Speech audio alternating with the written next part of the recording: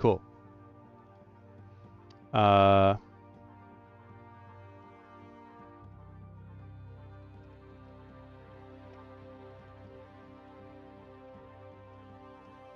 Bloop.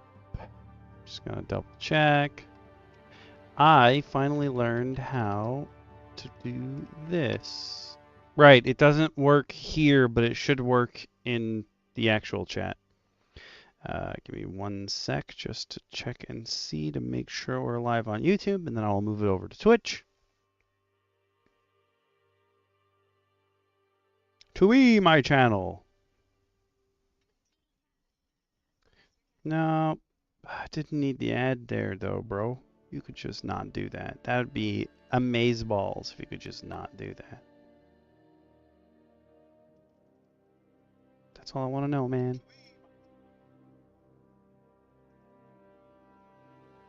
That one seems right. All right. Gonna go live on Twitch. Give me a second to check that. Whoa.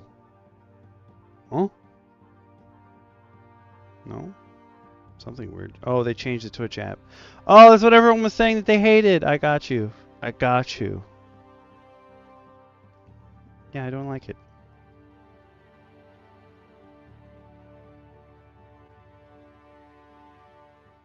But we should be good to go. So what I'm going to do is I'm going to leave the YouTube chat open to see if people are popping in emotes and stuff, because if you run the chat through OBS, you can't see the emotes, which is very, very weird when you think about it.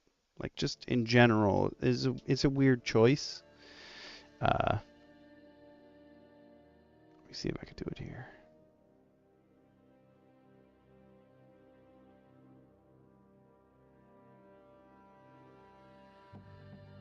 Nope.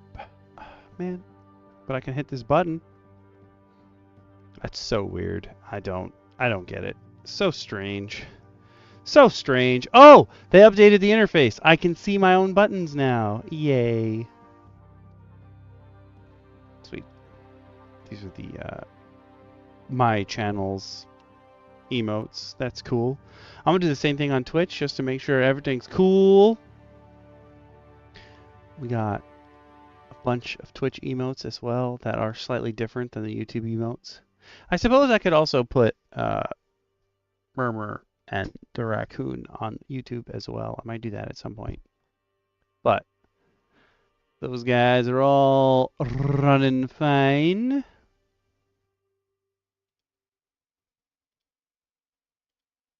Nice.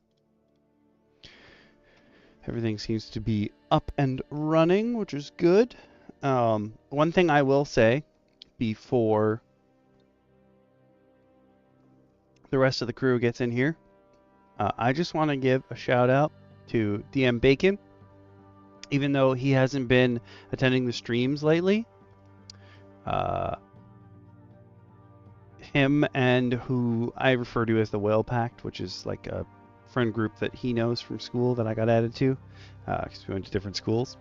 They got together and they got me a Stream Deck Plus as a super early birthday present, because all of us have a super busy September, so they weren't sure if they were going to see me. So they gave me the Stream Deck Plus, which is great. I'm currently not on it yet. I'm on the Stream Deck Mini still.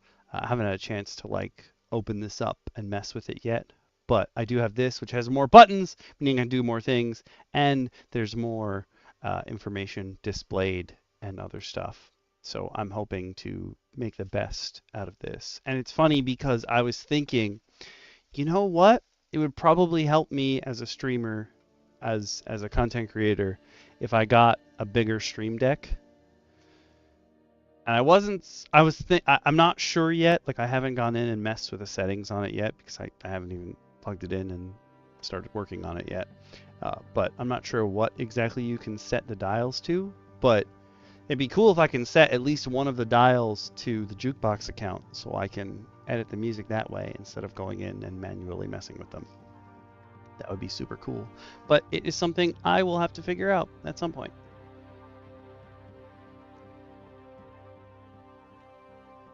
So just like huge shout out. Even though can't make the streams, you can find DM Bacon, however, on the Let's Play Live Dungeon Defender streams, which are on Tuesday. There is one next week. There's one, I almost said next day. There is one tomorrow.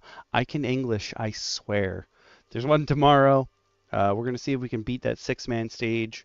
We will have Grimjack with us as well, which is great. Awesome. It'd be cooler if we could have the 6th. I was hoping that Piano Knox would be available from his slumber because like Tuesday's a weird day and I don't expect his restaurant to be packed, that they'll need him. I was hoping that he could be our 6th because he used to play with us way back in the day. But yeah, huge shout out to Bacon and the rest of the Whale Pact for snacking me a Stream Deck Plus. I will definitely put it to good use pretty soon.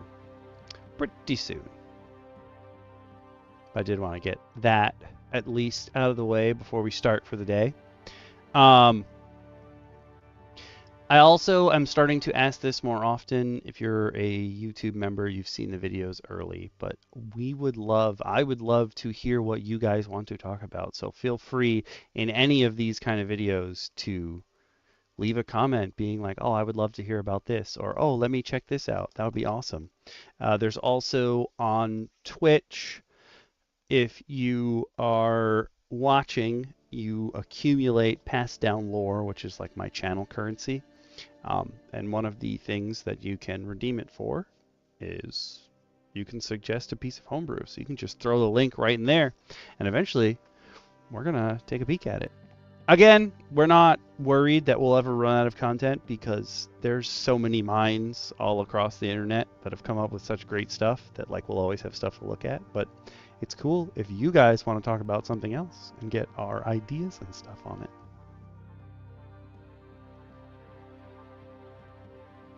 And then I have one more note here, but it's not necessarily like a note-ish that I gotta like, I don't know how to explain this. I would like to, one thing that I've been thinking of is other ways to up the production value. Like obviously a Stream Deck with more buttons and more features is gonna help.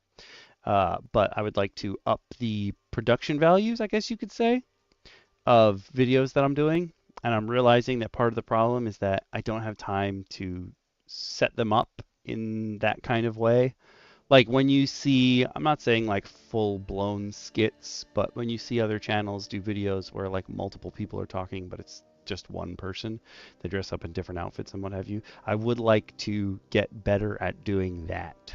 I did a little bit of it back in the day with Unfairy Tales, but I would like to get better at that, and I'm realizing part of the problem is that most of the videos, if I have to record them, I'm like rushing, furiously going as fast as I can. It's usually why I realize that I definitely have a penchant for going on and rambling and what have you. But part of my little problem with that is that I don't know how long I have until someone just bursts into my house and starts yelling. So I'm trying to get a better gauge of that so that I can record and like set up and not rush through whatever I'm recording, because that definitely hurts. So I would like to. If anybody has any tips on good ways to set that stuff up or tips and tricks, let me know.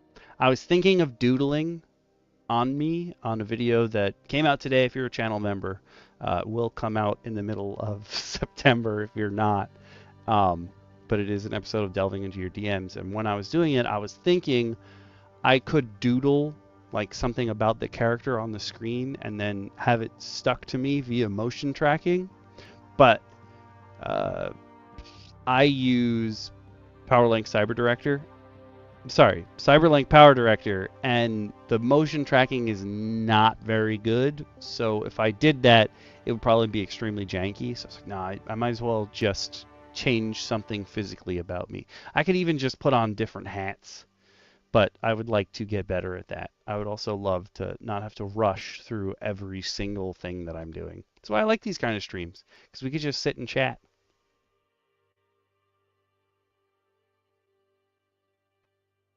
Speaking of we.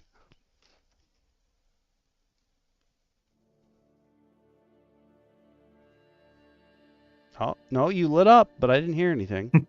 There we go. Oh, am I coming through now? Yeah. Hold on. All right, there we go. Making sure everything's all connected. I Sorry got about.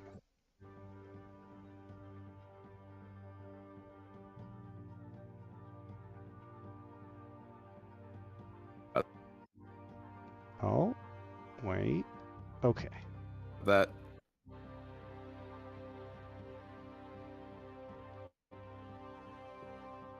Test. Now you're back. There we go. It like separated sorry about that, so it was like sorry, and I was like, huh? And then about, and I was like, about what? And then it went that. Sorry about. It reminded me of Stevie from Malcolm in the Middle because he has asthma. Mm-hmm. That's how he talks when he's excited. I can't help it. How are you feeling, by the way? I rested most of the day,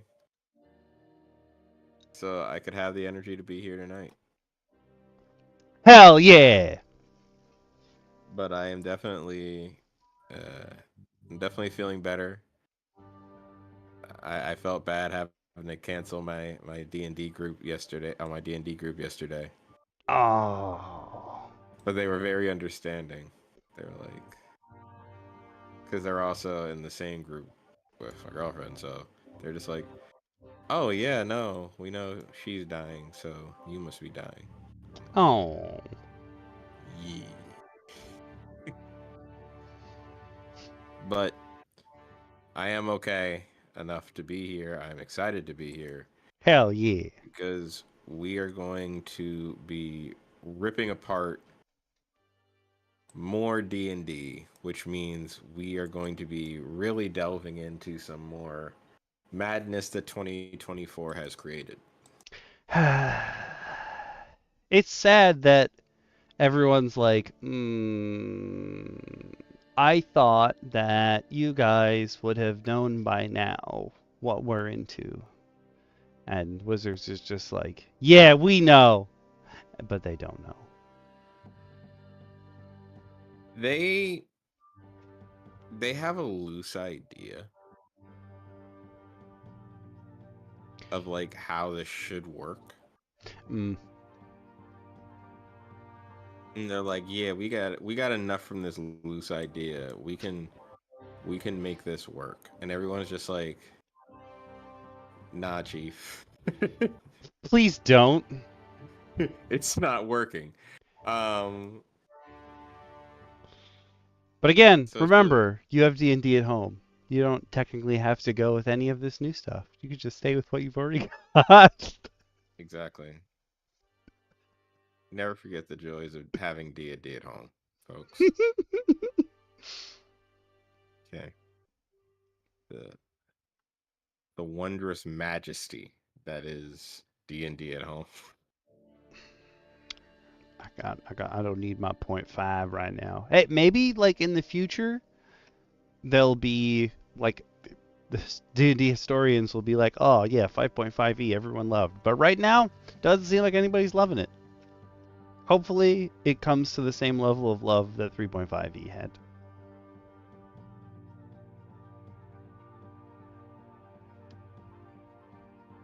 Hopefully. I have heard from DM Lacara. She will be here at some point. I have not heard from Dungeon Mommy. Um, and before he came in, I just gave a shout out to DM Bacon, even though he's not here for these streams and hasn't been for a while. He is around um, on the Dungeon Defender streams, which are on Tuesdays recently. Sometimes they might be We on love them. Fridays or Thursdays.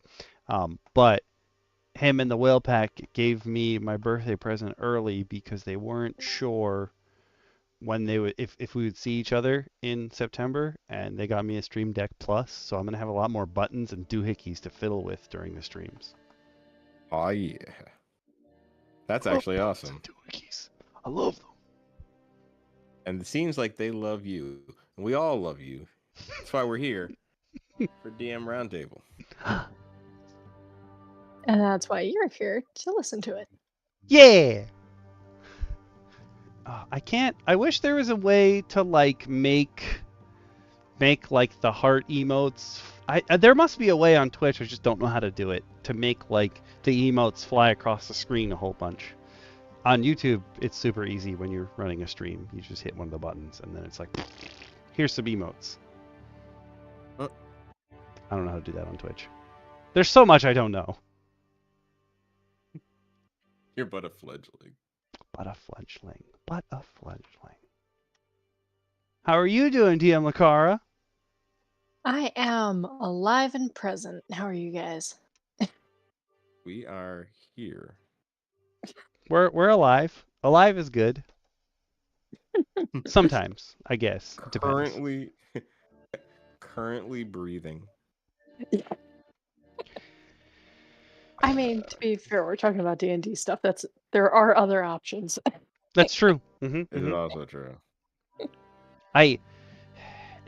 Delving into your DMs, episode 2 came out. Well, if you're a YouTube member, it came out for you today, but for Gen Pop, it'll be out next month. And I realized as I was editing it that like after every segment, like after every idea I had gotten out, I just stare into the camera and I'm like, I love talking about D&D. If you want to talk about D&D, come talk about D&D with me. And I was like, I think I'm coming on a little strong.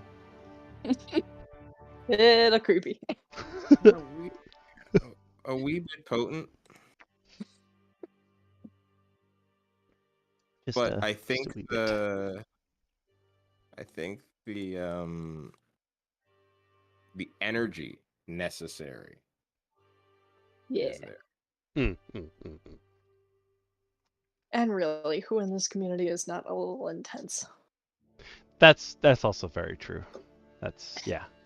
Yep. I would say maybe it's just like a Wizards of the Coast thing, but the only other people I've ever seen be as intense as people who want to talk about D&D, like if they're past the stigma of it being like a I play D&D. The only people who are as intense are people who play Magic and want to tell you about Magic. Magic players, though, they hold a different power because D&D's become cool. Magic is gaining growth.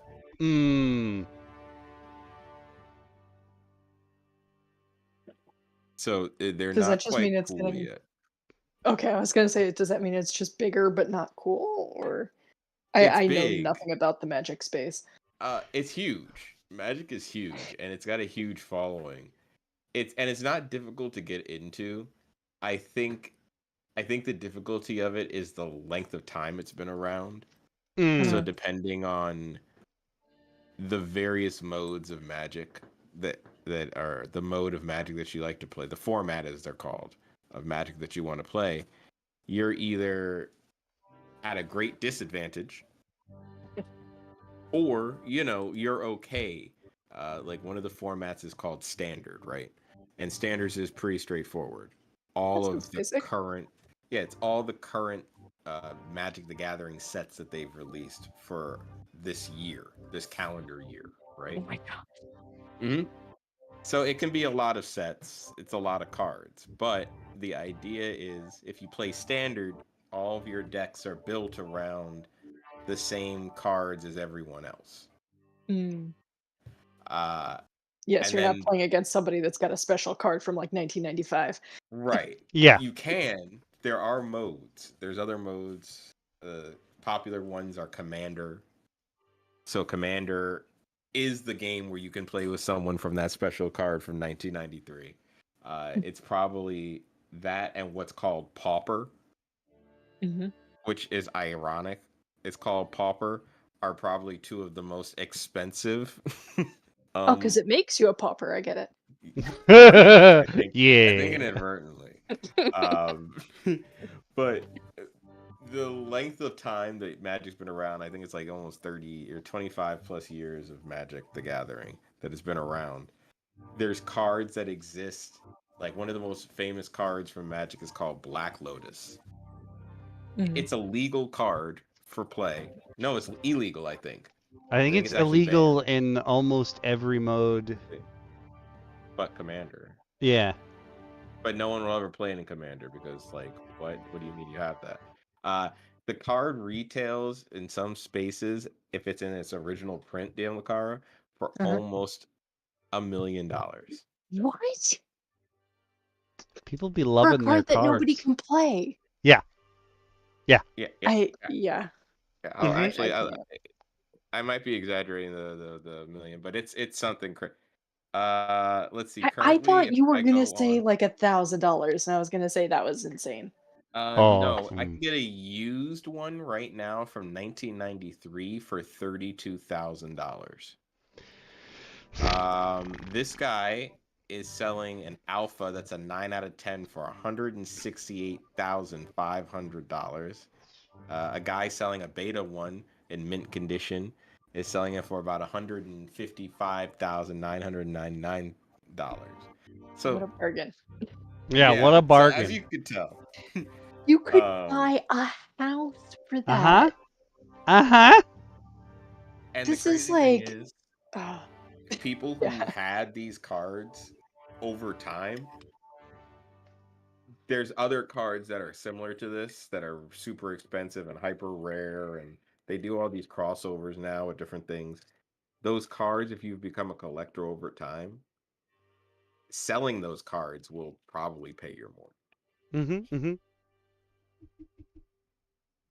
I mean, Okami sold a binder of Pokemon cards for me that were left behind in my husband's apartment when he took over the sublease, and that funded a decent amount of our like early days together. There you go. I was telling the Whale Pact because they were talking about they're selling cards and what have you, and like the I would say the one who has the most cards in the Whale Pact, like if he wanted to, like I'm sure he could pay off every bill in his house, but selling cards for like a month. So whenever he talks about, oh, I'm selling a card, I always expect it to be something super expensive. And he was like, oh no, I ended up losing money. I only made $1 on this sale because I forgot to charge the guy shipping. And I was like, you sold like a $5 card when you could have sold like 4 cards that are worth thousands of dollars? Okay, sure. Yep. But I was telling them that and he was like this, one of the guys that I sold cards to argued with me the other day, and I was like, I sold a card for DM Lacara, a Dark Magician for Yu-Gi-Oh! From it was the promo version that came with the Game Boy game, and we sold it for $100. And a week after the guy bought it and had it in his possession, he messaged me and he's like, people are selling them for $95 now, so I think you owe me $5. I was like, that's not how this works. Oh my god. Nope. And also that tells you how much I am not in that space. I thought they were all Pokemon cards. Some of them definitely were. I know some of them were. To be fair, I did not actually see the binder. And my husband just sent it to you, I think. It was just a blind handoff. It was just like, get this to Okami. Yeah, I was like, he'll know what to do with this. Well, my husband was gonna throw it out because he's our beloved bard, but I in can some understand ways that, he is super not in this space either. And so he was just like, oh, I got all this random crap left in the apartment, and he was like telling me what it was, and I was like, whoa, go back to the binder. Open the binder, tell me what's in it. And he was telling, I'm like, are any of them shiny? Okay, we're sending it to Okami. That's a good way to check. Yeah, like it's even when you're in the space, like Jundi again, he has the biggest collection out of I think anybody in the Whale Pact, and like he was literally going to throw away a bunch of cards at the gathering we had over the weekend. He was like, I don't like anything that came in this, so either Okami's going to take it or it's going in the trash. And I was like, huh? And like, I was going through the cards yesterday. There's 2 cards in there that are worth like $40 each. And I was like, you're literally going to throw them out? Oh my god. That just hurts me from a financial perspective. Right? Mm-hmm. Mm-hmm. It's going to throw them out. Very much so. But there's obviously going to be more Magic content on this channel. But tonight, we're going to take a peek at the 2024 Paladin versus the 2014 Paladin. What's new? And I'm glad you're in the chat, Grumbo. I wish that Coop and actually it is Jundi are the 2 Paladins in the campaign that Bacon was running. There is running. We just haven't played in a really long time. But I was hoping that they would show up too and learn about what their character could have and or how their character is going to get nerfed if they decide to adapt these changes. But they are not here, unfortunately. Well, they might be spared from some of the madness that is the new Paladin. Okay, can you send me the link for the Twitch thing? Because I got an email. I forgot I was on the Twitch thing, and I don't have the link for it. And last week, or at some point, I got an email where they were like, somebody referenced me in the chat, and I had no idea what was going on. I was just sitting on our call. I'm like, oh, I feel rude now. No.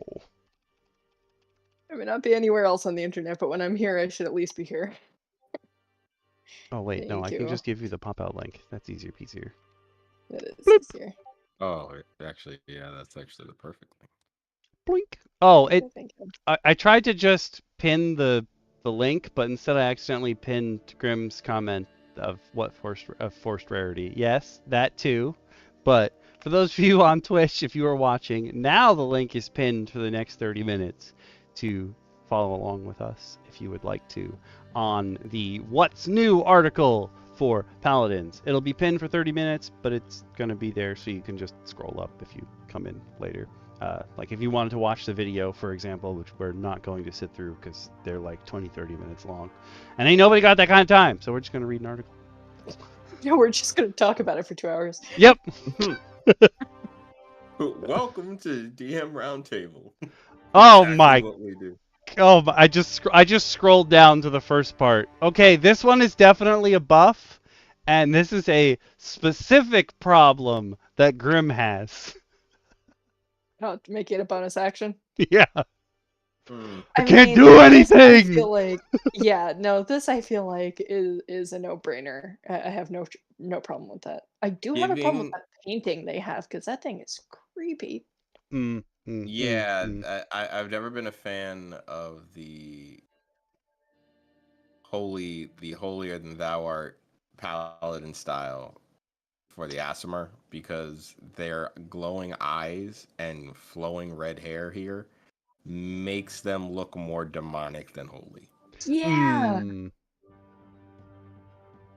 Like, I don't know what you're like. You must be a vengeance paladin. Like, also, I don't know what's going on around that. Is that supposed to be like a half orc with tusks? I think it's a half Is orc. that like a cut lip or something? It's No, like I think you can't even tell what's going on. Because it's got the tusks, so I'm assuming it's half orc. But remember, orcs are no longer aggressive. That would be racist. Yeah, they have And those you guys, nuts of course, for cracking nuts. And of course, you guys can waste 30 minutes of your life watching the WotC video that we wouldn't get paid for if you watched. Which will help Okami if you watch this one. Woo! And we're lay on hands at level 1 and spellcasting at level 1 is genius.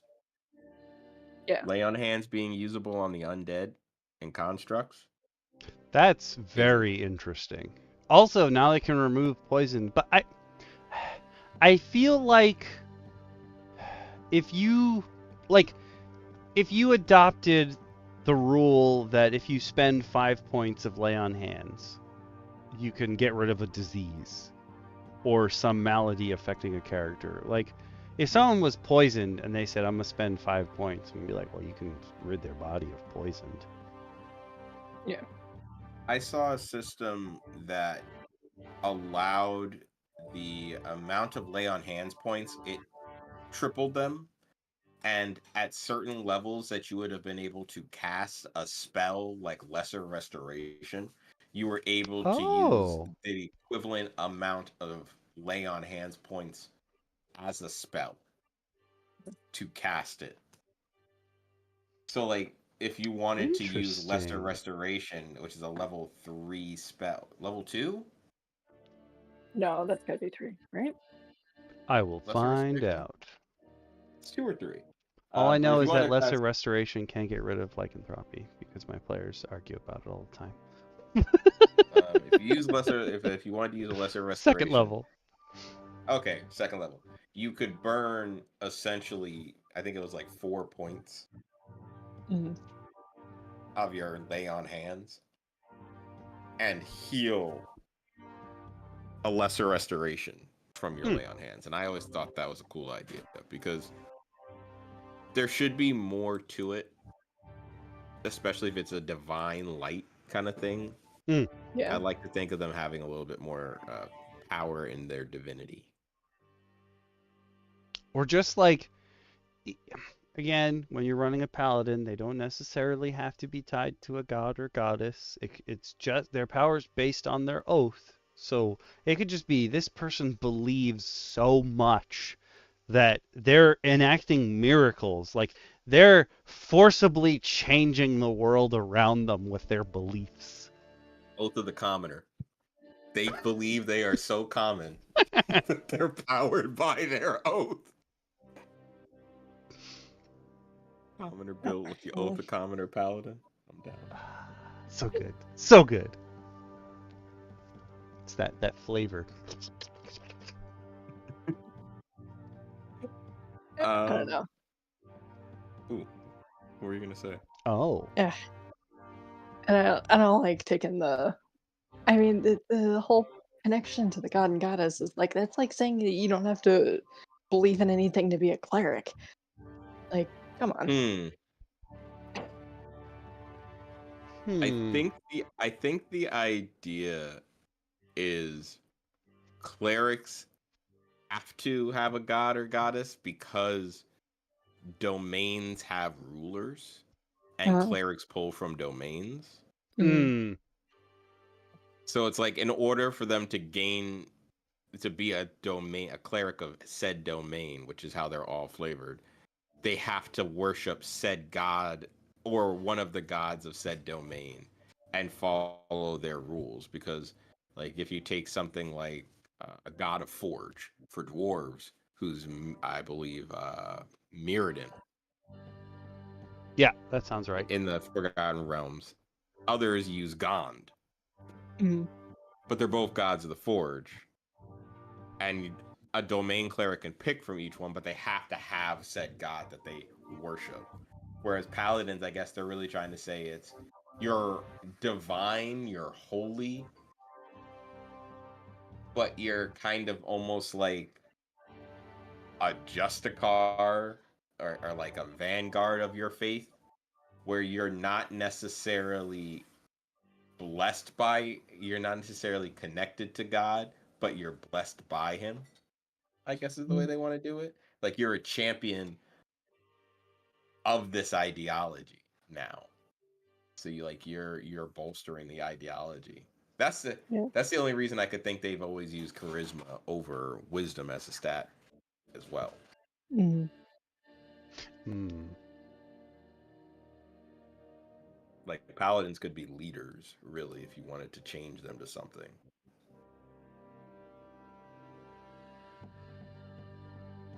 As long as you don't have a stick up their butt. No. Which most people who play paladins just put a stick up their butt. Yeah, you don't have to be the hyper holy. Have fun. Go out there and have some fun. I am reading in the spellcasting. Now you get spellcasting at level 1, but something that I've been reading but haven't actually seen these articles go into any depth in we did go through cleric, and they're a full caster. Maybe they did mention it once or twice, but they haven't gone into any detail. Is that in 5.5e or 2024 PHB, a lot of the other people are saying that each of the classes will now have their spells separated into ones that are always prepared and then ones that they can swap out. Like right now, your paladin every long rest they can sit there and change all their spells. But I guess in playtesting, like people were upset that only some classes could do that, so they wanted everyone to be able to do that.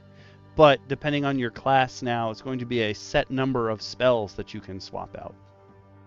And the rest of them are fixed based on your level or whatever. But I haven't seen any of the articles like really go into depth on how that is. How is that different from having like your accessible spell list and then your prepared spell list?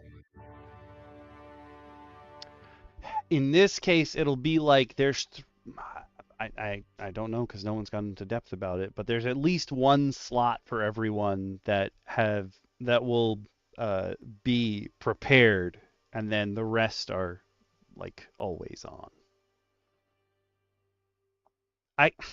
I feel like they must have it. See, as the cleric, you always had the ability to swap out spells with like every long rest. Like it would make sense if they're expanding that to other classes, because I know a lot of other classes you can only do it like at level ups. Yeah, they want So, like, everyone to have some of that.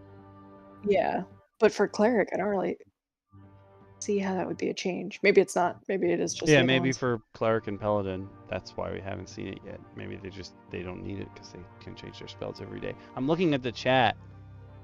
You can change your spells every day. You can prepare your spells. Just letting you paladins know out there.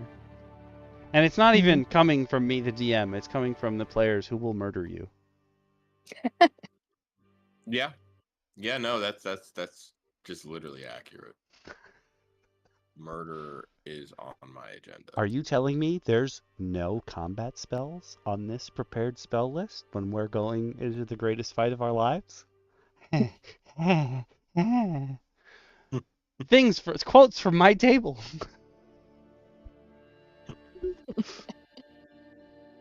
One other new thing you might find at your table, it's the last part of level 1. It's weapon mastery, which we've seen on a couple of the other martial classes. Basically giving you those cool little extra things to do, a la the Baldur's Gate 3 effects, kind of, I would almost call them.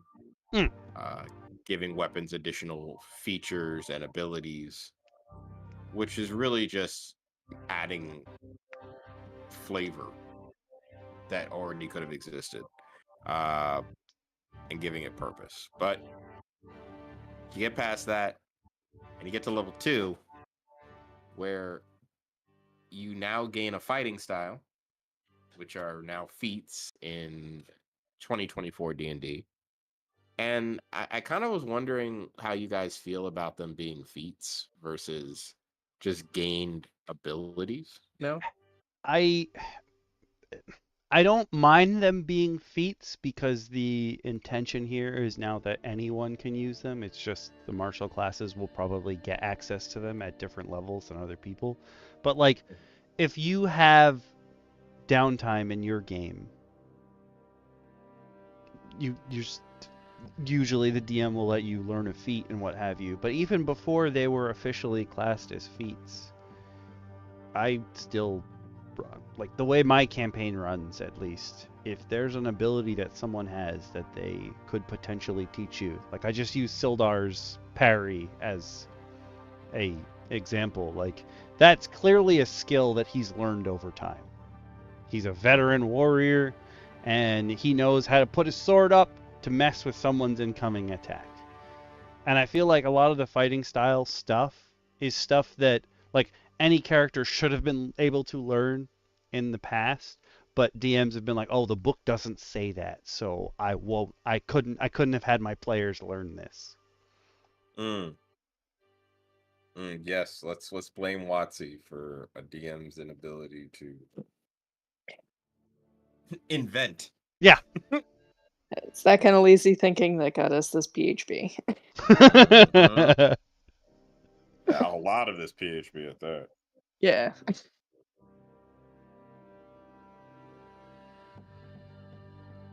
I didn't realize there was one called is Blessed Warrior new? I don't remember that being a fighting style. No, I think that's new. It was an optional feat, I think. Oh, like I bet you this is a variation of Cleric Initiate.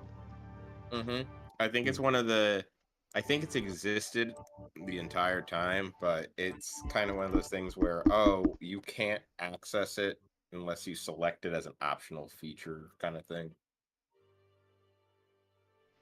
And it's like, you get this cool specialized fighting style that's only you because you're holy. Which really just kind of what it boils down to. You feel bad about the people you're killing. Have a feat. You have a conscience. Yay! You're a motor hobo. Who cares?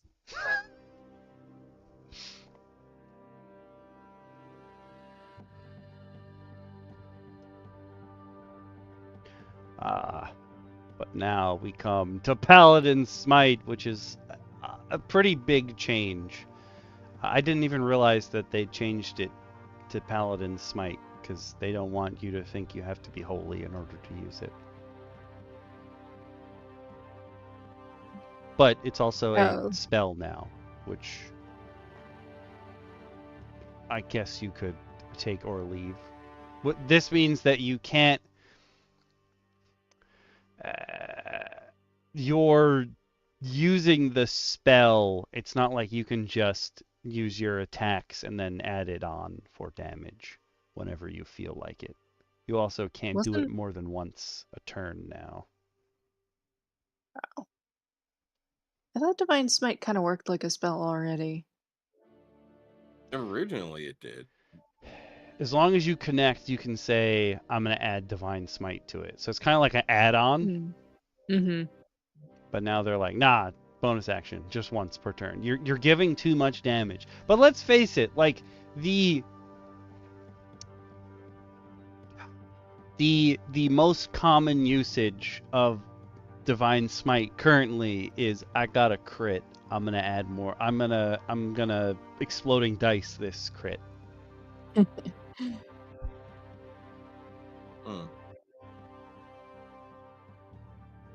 But now you can use it on your fists, which was a stupid stipulation that they used to have, where you need to channel it through a weapon, even though it's coming from you. Yeah, that's dumb. It's something that they obviously put there at a period of time in WotC's history that they were just like, we need this. This is necessary to protect us. Nothing will protect you from the Paladins. Nothing at all. I also like the mental imagery of almost like the solar hands from what the hell is the name of that anime? The one about baking bread. That like a paladin takes off their gauntlet and their hand starts glowing and then they just punch you. It's like all of this extra damage. Like BRB gotta hit you with this holy hand. Yeah. You slap them with the gauntlet first, so let's say that the duel is there, and then you just duff them with your glowing hand. Oh yeah, you smack them across the face with the left and then punch them with the right. That's so good. I'm sorry. You were a priest. I was. My and I learned how to punch sir. people. Yeah. Then I unlocked my hidden trait, which is punching you in the throat. Sometimes you just gotta go for the throat. Tried being a holy man, that didn't work. I tried being a monk, and I couldn't meditate. But you know what I can do? Punch you in the throat. Hey, sometimes it's all you need. Sometimes it's just a good, good punch in the throat is all you need to fix one bad guy's entire day. But when you're not fixing your bad guy's days, you can hit level 3. Woo! Subclass. Okay. What are the options? So they're giving us the oaths of devotion, glory, the ancients, and vengeance. So very much doing their part to give oaths that match what Okami was saying before, disconnecting the idea of needing gods. Because again, oaths of devotion, glory of the ancients, and vengeance. It speaks for itself as to why you're taking this quote unquote Paladin's oath and how you're gaining this. Again, I don't know what's granting you the power in every case, but we'll go down the line. Looks like 3 of them are the subclasses that are returned new and improved, and the 4th is from the Mystic Odyssey of Theros, which I have played with DM Bacon. And I don't know if the Oath of Vengeance was his oath. But if it was, I'll have to ask him one of these days. I'll have to ask him which was his actual oath. Or I'll ask Exo Clubs. Clubs knows about Oath of Vengeance. What's now his DM PC, the character he used to play was a Oath of Vengeance Paladin. Oh. No, wait. Is he? No, sorry. He's an Oathbreaker. I'm wrong. I should know these things, but I don't. I see Oathbreaker is not here, though. Yeah. I think Oathbreaker they had too much fun with it in Baldur's Gate 3. And they were like, cool. You want Oathbreaker, go play Baldur's Gate 3.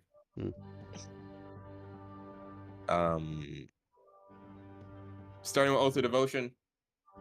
Paladins who swear an Oath of Devotion find their features lasting longer as sacred weapon and holy nimbus. Each now lasts 10 minutes instead of 1. Is Holy Nimbus just Goku's Nimbus Cloud?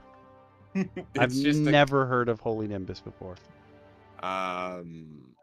Let's find out what a Holy Nimbus is, because show me your Holy Nimbus. Your guess is at 20th level, you emanate an aura of sunlight. For 1 minute, you shine bright light and dim light. After that, whenever a creature starts its turn in bright light, it takes 10 radiant damage, and you have advantage on saving throws against spells cast by fiends or undead. Oh, that is not Goku's flying Nimbus Cloud. Nope, that's just I have an aura. Also, it's a level 20 ability. That's probably why I've never heard of it before. Ain't nobody reaching level 20. So the biggest buff they're getting is at the 20th level, in that they get 10 minutes of holy radiant damage, and could be used again by using a level 5 spell slot.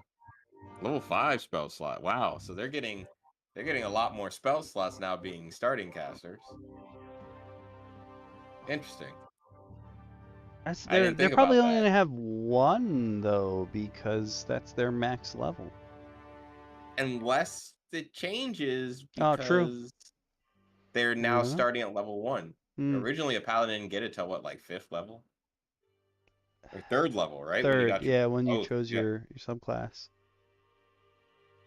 They now have a new feature that replaces Purity of Spirit in the form of Smite of Protection, which grants cover to you and your allies within your area when you cast Divine Smite. That is a stupid name for a shield. Yeah. And Oath of Devotion paladins get tweak spells in the form of Shield of Faith and Aid, replacing Sanctuary and Lesser Restoration. Sanctuary was a great spell. Everybody Yeah, I've and never heard anyone that didn't like Sanctuary. Aid is interesting because you increase someone's hit points and max hit points by 5 for a duration. So it doesn't necessarily call it temp HP. Yeah, it's your actual hit point maximum. But it's it's duration base of 8 hours. So it's really strange. It's a really strange spell. Again, why really we good traded it for Lesser Restoration. Yeah, like that's a lot weaker support. Especially, And especially because, like we said before, they're saying now, oh, you can cure poison, but Lesser Restoration can cure blinded, deafened, paralyzed, and poisoned. So unless your DM is counting those as diseases or maladies, and you're spending 5 points, you now can only cure poisoned. yeah. Interesting. So it looks like a little bit of a downgrade of the Devotion Paladin. We'll get to Oath of Glory. The Aura of Alacrity feature improved. Previously, it had 5-foot radius, and now it uses your Aura of Protection to determine who it affects. Oh. The use of Aura Protection is something you'll see recurring throughout the 2024 Paladin and its subclasses, meaning better synergy between your class features. Oath of Glory Paladins can enjoy a 1-hour duration of Peerless Athlete and access to a new oath spell called Yolande's Regal Presence. You wanted to say that like Yolanda Vega. Yeah, I did. I really did. I truly did. Good. For those of you not in the tri-state area, Yolanda Vega used to call out the lotto numbers. Lottery numbers, yeah. I'm in Toddlerland, so all I can think is the Dr. Seuss book of the alphabet, where there's what is it? Like Yolanda, something Yolanda yelling on a yellow yak's back or something like that. I found the spell. I did some digging. Found Yolanda's Regal Presence. So we can know what the hell this is. I hope it chooses your lottery balls for the next day. It needs to. You surround yourself with an earthly majesty in a 10-foot emanation.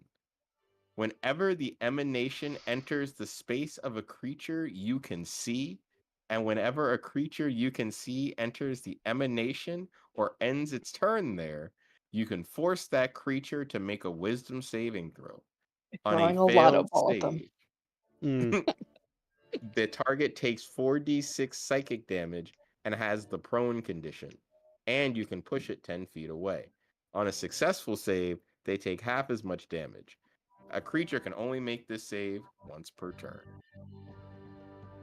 Oh, I was like, yo, 4d6 for a level 5 spell seems incredibly weak. And then I'm like, oh, well, no, it's actually 4d6 against potentially a whole battlefield of enemies.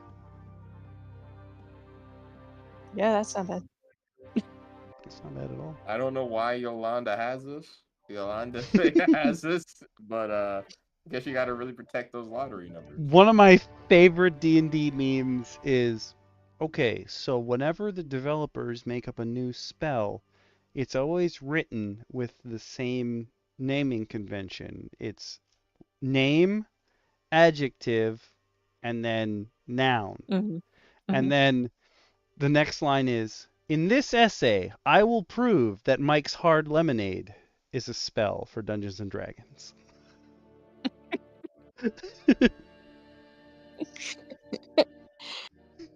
Oh man. I'm just picturing it now like what is it, Spirit Guardian? Where you have like the ethereal figure of somebody behind you. I'm just picturing it as Yolanda Vega. Just throwing lottery balls that are like the size of a small city square, like at people. That's the vengeance you want. It's your oath of vengeance is that you never won the lottery. Yes. The lore you get when you come here, folks. The You flavor. Extremely regional, but fun. Yeah, it's extremely regional. get highly personalized to our childhood. But damn it, it's a good lore. She only like recently stepped down. They held a contest to see who would take her place. I think they held two, and the first one she was like, I don't want to leave yet. And they were like, oh, okay. Good.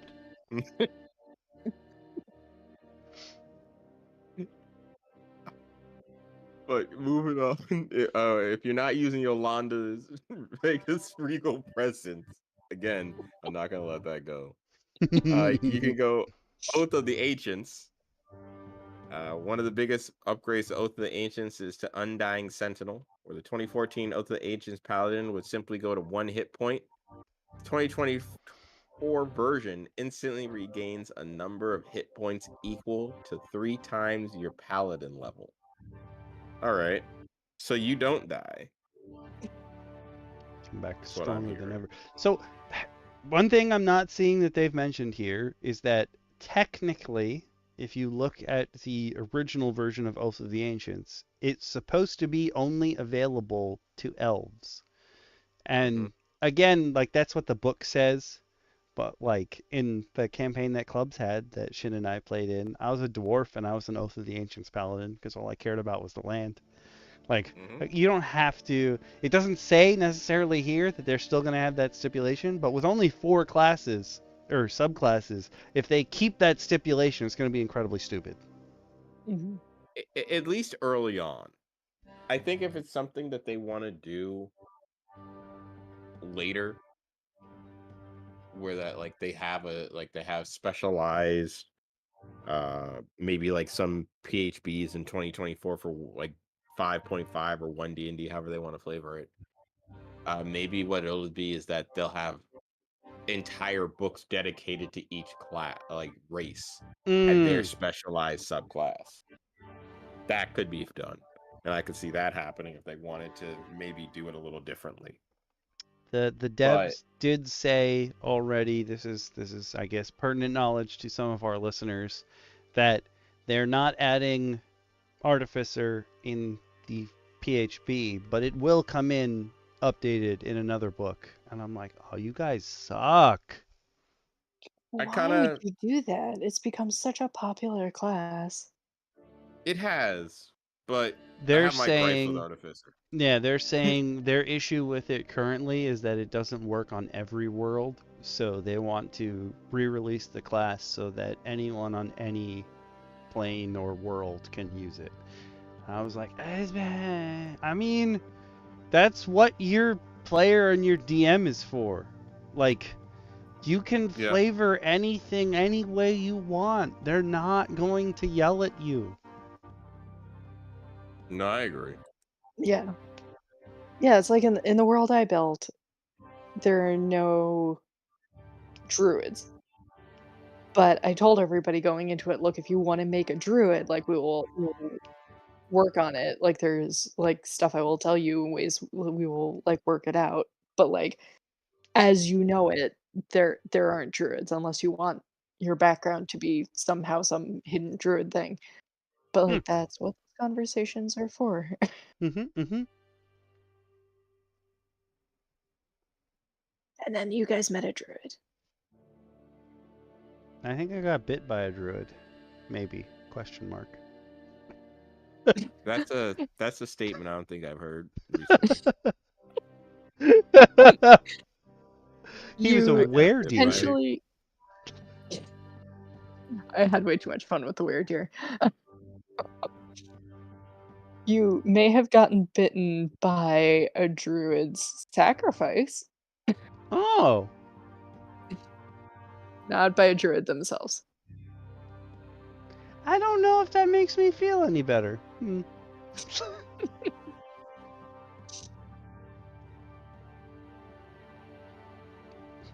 Speaking of nature's wrath, that's the next part of Oath of the Ancients.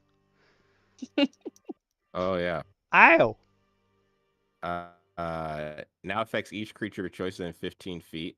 They make a strength saving throw instead of getting to choose between strength or dex. That's cool. Hmm. Kind of useless against monsters because Yeah. I feel like most monsters are going to have more strength than dex. Yeah. Yeah.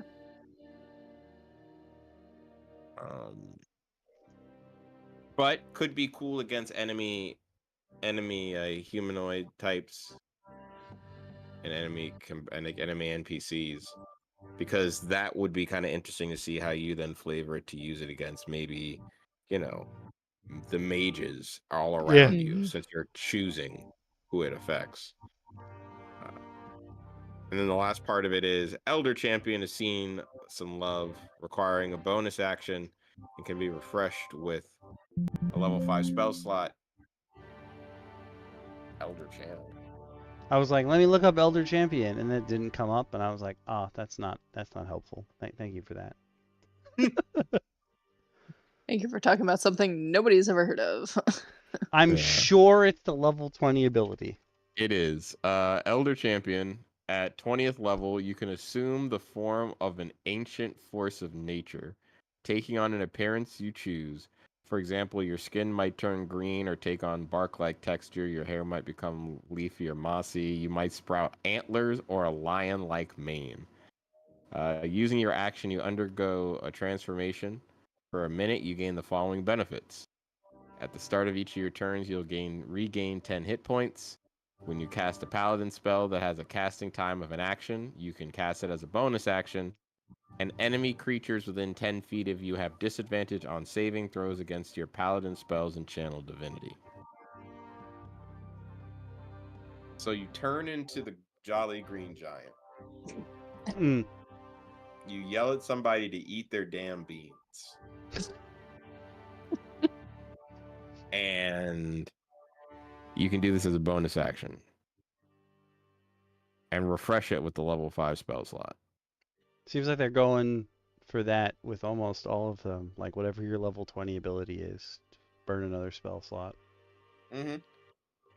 Like, you've got more spell slots. You ain't doing. You're not casting spells. Yeah, you're not casting spells anyway, bro.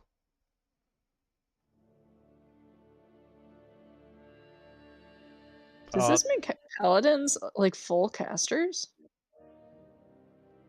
I think because it's level 20 and they're choosing level 5, I think they're staying half casters. Oh, no, I meant like, yeah, in general, not I- specifically this.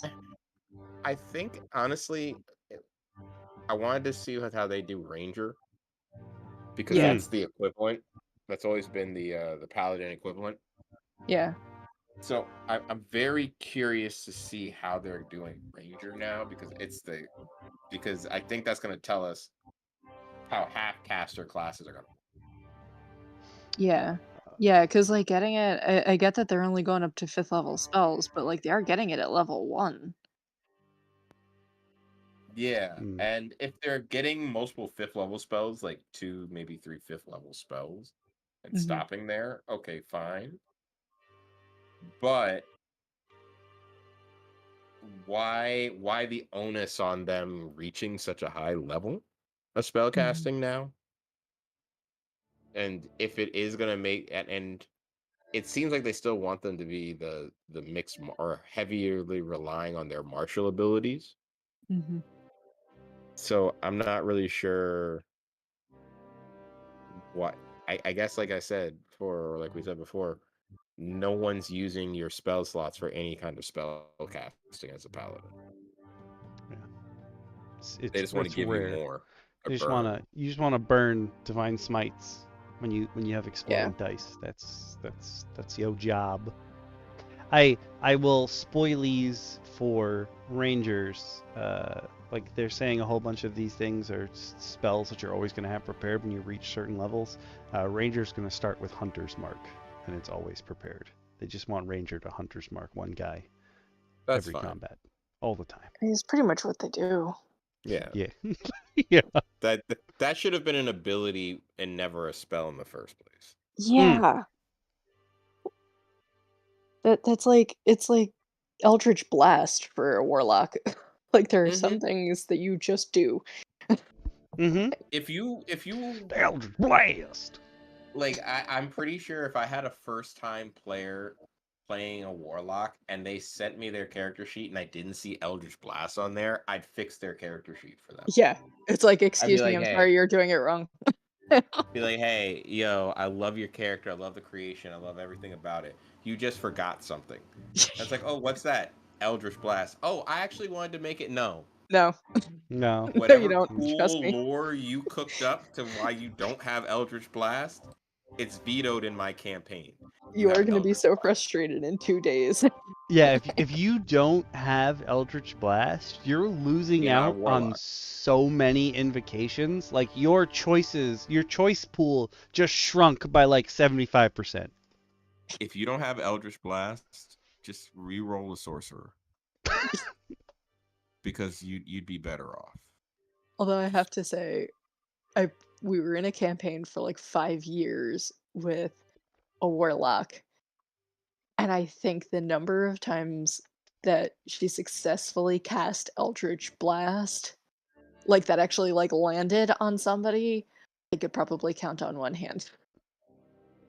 Is she me? Mm. That was a running joke in clubs this campaign. I had Warlock Initiate, and we flavored it as, since I was Oath of the Ancients, that like I gained a boon from the land, and like I can only cast it when my feet are like firmly planted on the floor. And I missed like 98% of the time, and it became a running Yeah. joke that my Yeah. guy just couldn't hit anything. Yeah. I No, it was didn't not you, believe but you were apparently able to. yeah, there's some warlocks whose patrons just hate them. Like, you would plant your feet, like, am I on solid ground? I'd be like, please don't. Please don't waste your energy on this maneuver. Like, you could take so many other actions right now. But again, I will want to see, now that you brought it up, Okami, whether or not Oath of the Ancients is gonna be class locked or race locked. Like, I kind of want to see that. And finally, Oath of Vengeance, carrying on the trend, receives an action economy boost with Vow of Enmity, no longer requiring an action, and can be applied when you attack. Has an increased range, can transfer when the current target of your vow is reduced to 0. Relentless Avenger and Avenging Angel have had boosts, reducing target's speed to 0. And the last one being level 20, refreshed with a level 5 spell slot. If you know nothing of the Oath of Vengeance, it is self-explanatory, and isn't. You just drink a lot of haterade. There's a dude or a chick out there in the universe that you just really, really hate. You are the Reverse Flash or the Sabretooth, based on the conversations that we've been having in the Discord lately. You just hopped up on haterade. Just pure hate. Vow of Enmity essentially gives you advantage on whatever creature you make a vow against. So it's basically Hunter's Mark for Paladins. Except you don't gain bonus damage, you gain bonus to hit. And it's on the attack rolls against the creature. This just pretty much says you can pass it on. Avenging Angel is essentially the Ancient's ability amplified. Basically, it's you turn into a angel of wrath, an angelic avenger. You get wings, you emanate an aura of menace, and any creature that starts its turn in your aura has to make a wisdom saving throw or be frightened.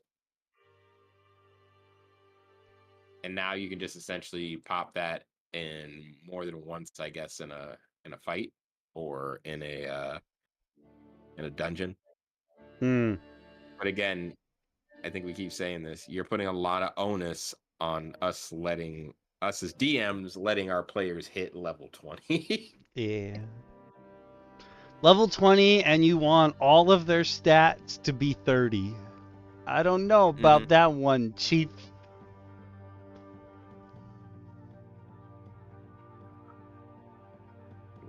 What do you get at level 5 though?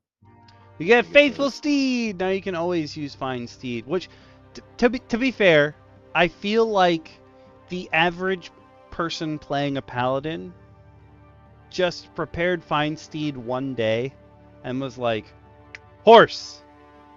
And then they can unprepare that until that horse dies again. Like, that's just how it be. So, I I've mean, never played with a paladin that's successfully gotten a horse. okay. So, in our campaign, we have the first person to get a horse was Bacon's character, and then Jack DT's Goblin Slayer got a horse, and then Grim Jack's character used Fine Steed. He's our paladin, and he chose to summon a fiend, and everyone was like, "Why would you choose to summon the most asshole in horse shape you could? Why? It doesn't make sense. Yeah, we get that you're a tiefling, but why would you choose to summon the one that's a jerk when you have a stick up your butt all the time?" And Grimjack got real mad at everyone. He was like, "Fine, I dismiss it." And then he was like, "I'll summon another." And we were like, "You don't have enough spell slots to summon another. And also it takes time." And he was like, so he went and bought a horse. And it just so happened that this was not on me. Yes, it was on me because I'm the DM, but I wasn't specifically targeting him. They jumped over a gorge that had lava in it. And Bacon's character jumps over first. And jumping over it first and like yelling about it while you're doing it alerted whatever was in there. So I had a magma hurler that happened to be in the lava, and he doesn't like when people jump over his house hole. So he threw a ball of magma up at the second thing, which happened to be just Grim in order. He just happened to be the next one. And this magma ball, magma hurlers were, the last time they had a real stat block was in 3, and then there's a Tumblr called Third to Fifth, and they just update stat blocks, and it's amazing. So I was using that, but at the time, didn't realize how much like base HP a horse would have versus a ball of magma, and the rolls obliterated this horse. And Grim barely survived, and he was like, none of you want me to have a horse. And I was like, this is just, you have terrible luck. You just happened to be in this configuration so that your horse was obliterated. I wouldn't buy that either.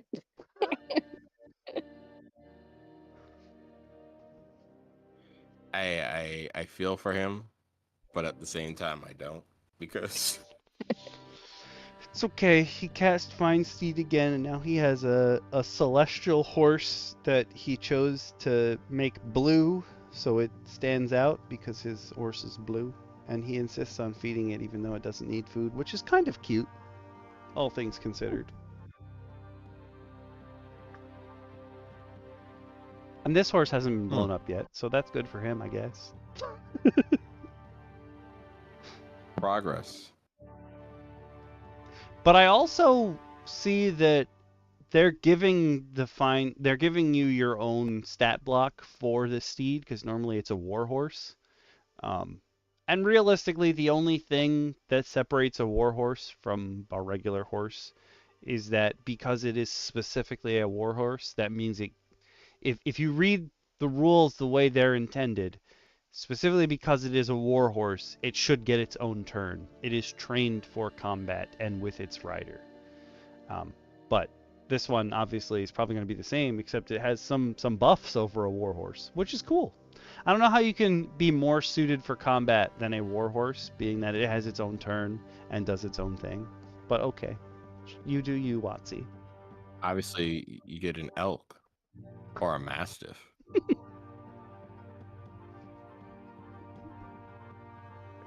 To hell with your war horses. Give me a war camel.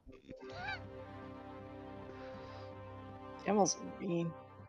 That Yeah. spit, I would give them. I would give a camel the mutation that our Verdant got a couple mutations ago, where they can spit, and if the spit touches you, you have to make a save or you get blinded. Was that before her? It's before her eye stalks. I got to talk about eye stalks and delving into your DMs. Number 2, I'm very happy about it. Is there a non-zero chance that she's going to spit on her own eye stalk now?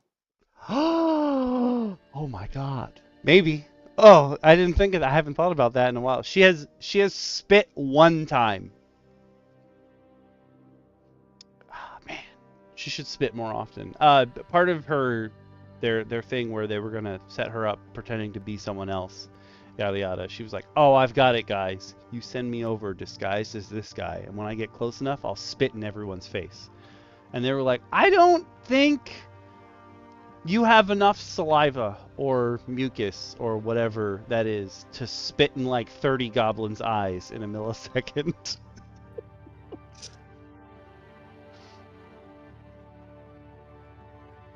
But that's just how it be. I don't.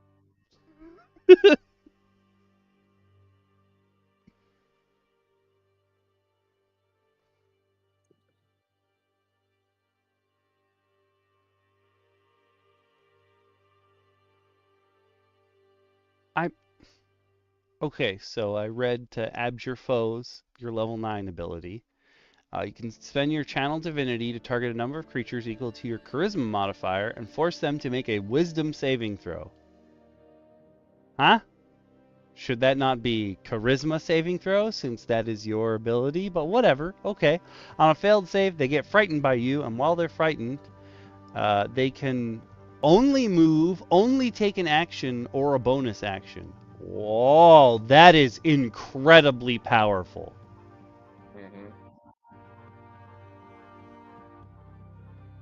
So you're gaining the ability to limit them completely.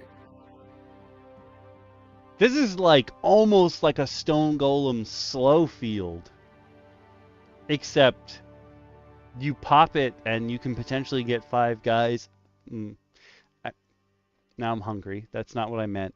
I was thinking a Stone Golem probably can't get that many. But no, a Stone Golem can potentially get more if it's totally surrounded by dudes. Now it just seems French like... fries. Oh, I'm so hungry. Why am I so hungry? It's because you said French fries. Now we're all... You know, and you want to know something crazy? You probably could get some French fries if people were subscribed to the Patreon and the YouTube. Oh, yeah. It's true. It's about that time. Yep. Hit it. About that time. I'm now throwing in little videos of what you can gain access to if you join at the I'm gonna get this right one day. Member of the pack and aboves. Haha! I'm gonna get this right. I was thinking Respected Hunter, but that's just because that's what DM Bacon is. But you'll get access to the D&D music overhaul list. And if you're that one person who happened to join my stream when I was editing this last, because I do clerical streams over on Twitch, and I couldn't talk to you, it's because I had to mute myself or I was going to scream obscenities at my family, who told me, hey, we're going to leave. And then they showed up anyway. I apologize. You did want to talk about music for your TTRPGs, and I would love to talk about music for TTRPGs. But yes, you can gain access to this. You may not have the same music library that I do, but Most of the songs are available on YouTube or Spotify or whatever your music device of choice, app of choice is, and you can use those. They'll help you with the ambiance for your TTRPG sessions. And you'll also get access to the repository, which is normally what we talk about, or where things go when we do a DM Roundtable episode, stream, thing. The homebrew ends up here if it's passable. I say passable because there are tons of content creators out there who make amazing things that are not well balanced. Think this Abjure Foes ability, but like at level 1, and it affects every creature that's ever lived on this plane of existence. There's lots of homebrew like that, so just keep your eyes peeled for that kind of stuff. I don't think I have anything that bad in here, but if you're a player, make sure you talk to your DM about anything you want to add or use from here, because it's super mean to just come up with random stuff that your DM now has to, like Charlie from It's Always Sunny, connect the dots with red yarn all over the room. It's a conspiracy theory. If you're the DM, obviously you tell your players what you want or don't want. Wow. DM Lacara, he did it himself. We're out of a job. We don't need to be here anymore. Yeah. Don't leave me. But you know what? I'm proud of you, Okami. I should have hit the insert ad button before I started, is what I should have done. Yeah. I'm gonna Yeah, get you need to better at that. can one of these and then just insert it instead of having to do it every time. I made a playlist of the ads that I really liked so far. I'm thinking of just like downloading one of those videos and, like you said, just throwing it in somewhere. Like, here you go. If anything, maybe DM Lacara and I will just one stream just record one special that is completely neutral to anything. But like we'll maximum ham it up for it. I like this. Oh yeah. I'm not opposed to this in any way, shape, or form. Shin, we can script it up in the Discord. Yes, I am down for this. But when you're not abjuring your foes, you have a restorative touch. Basically, you can now choose to remove one condition from a list of options, and can even do this for multiple conditions if you spend enough hit points. So, here's the problem that we were looking for. Here's the answer to things that we were looking for. In restoring touch, getting it at level 14, I guess, is okay. But it seems kind of underwhelming. Yeah, considering you could have had it as a second level spell, I don't know, we'll say like 10 levels ago, give or take. Yeah.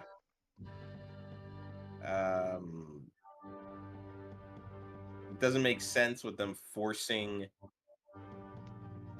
spell casting on a paladin at level 1 to at 14 be like, oh yes, you can now do something that a level 3 paladin or a level 3 cleric could have done.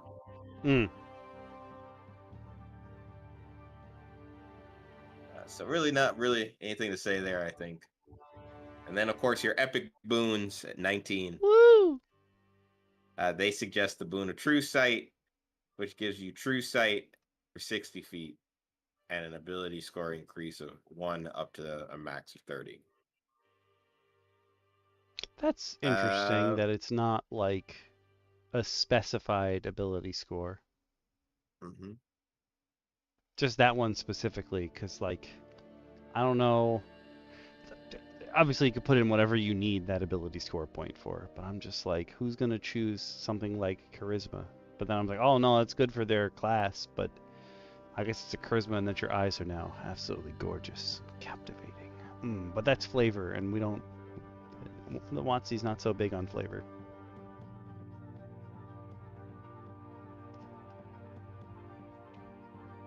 That was honestly better than I was expecting it to be.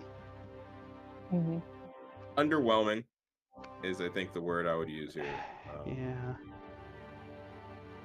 I'm glad that lay on hands is a bonus action because paladins are always like, I just use my action to heal you and now I can't do anything. Yeah, it gives them more to do, but I'm not impressed. Ooh. It that way, but I'm really not impressed by anything they can do now. I can't believe they took out Oathbreaker. Like that's not one of the options. I can't imagine like as me one who I don't care. I personally don't care. But I know that the community is like, I need my angst.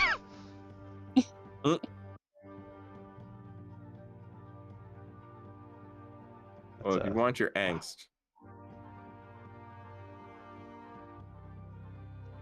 maybe you can get it in the Ranger. Maybe. So, we're going to move on from the Paladin changes to the Ranger changes.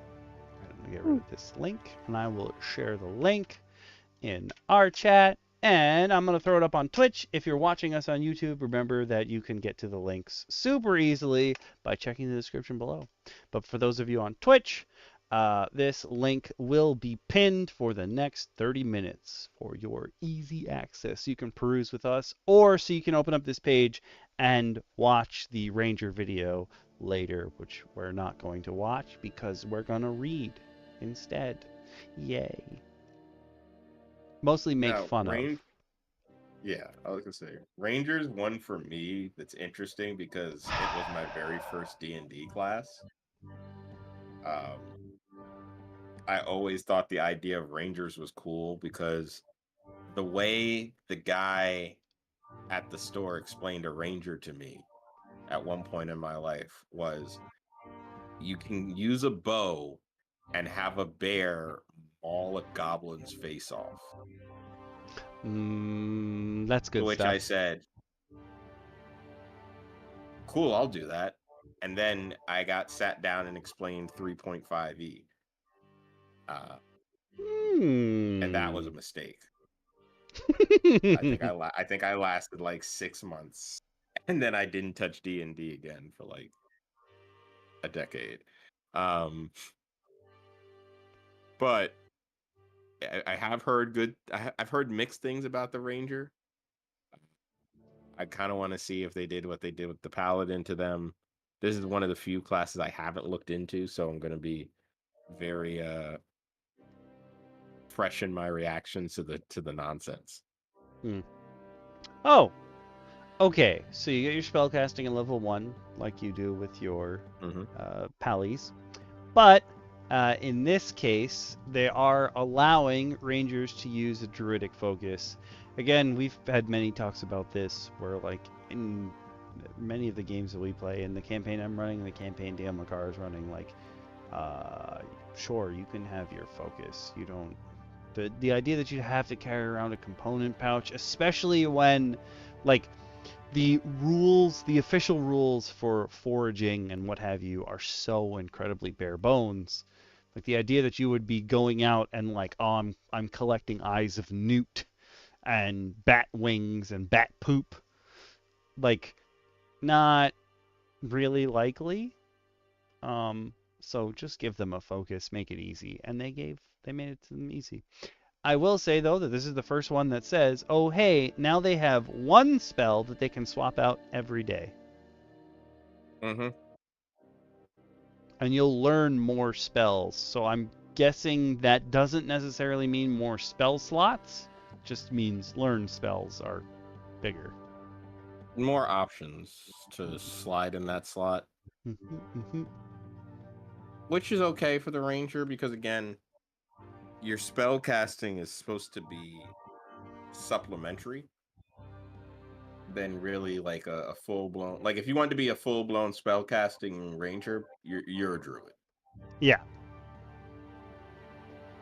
Only they would just let druids be a full-on nature spellcaster, not this nonsense. But I will keep my anger. Keep my Oh, I anger forgot to to change the myself. music. My bad. Oh, I no. even have it written down and everything too, and I still forgot to change the music. You silly boy! I made it easy for myself, and I still didn't do it. And there's a little note here. The handbook strengthens the ranger class's relationship with its trademark spell Hunter's Mark. Several of the base classes features Relentless Hunter, Precise Hunter, and Foe Slayer all power up your Hunter's Mark while it's active, and the spell now deals force damage. They took that from the Horizon Hunter. That's what I have for Horizon Walker. That's what I am in DM Lacara's campaign.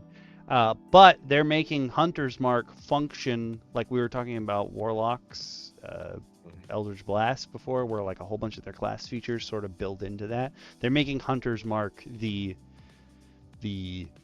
crux of being a ranger instead of you like knowing the lay of the land and being able to travel. Now you know where to hit people. You're more a hunter, I think, now than you are a forest ranger. Like I think one way to look at it is kind of saying, oh, you went from knowing the lay of the land to being like a guide and a scout to really being a hunter, where like you know the land, but you know the inhabitants of the land better than you know the land itself. And I see that favorite enemy got a little bit of a change up. No longer requiring you to pick an enemy, but now you get a swath of enemies per. It's tracking and recalling information on creatures or learning their language. You can instead cast Hunter's Mark twice per long rest without expending a spell slot, and always have it prepared. So it's essentially tied into your favorite enemy. I don't know. Go ahead. It's not really a favorite enemy anymore then. No. It's only favorite enemy in the fact that I just want to kill this one guy. Like in my campaign, the person who consistently does the most damage is our ranger. And if Goblin Slayer could cast Hunter's Mark for free and was just adding free damage, he will totally go way past, like he will blow the other's average damage out of the water.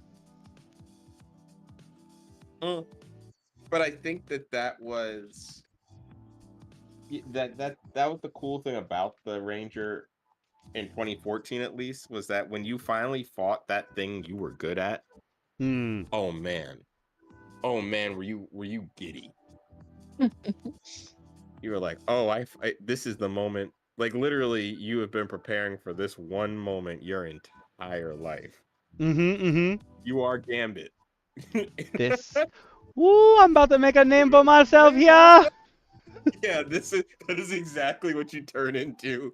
In the moment you find the 2014 Ranger who picked aberrations, thinking it was gonna be some cool shit to ping off of, that finally faces an aberration. Oh man. Oh, you light up like a Christmas tree. Now you're just always lighting everything up. Meh.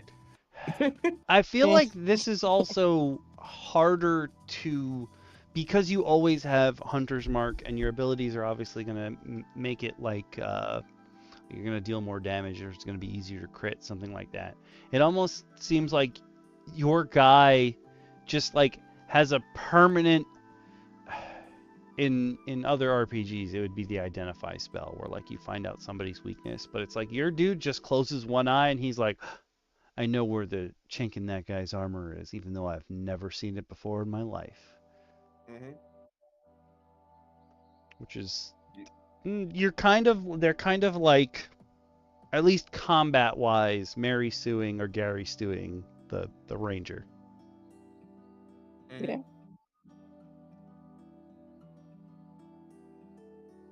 And again, it's cool that they're allowing you free castings of Hunter's Mark.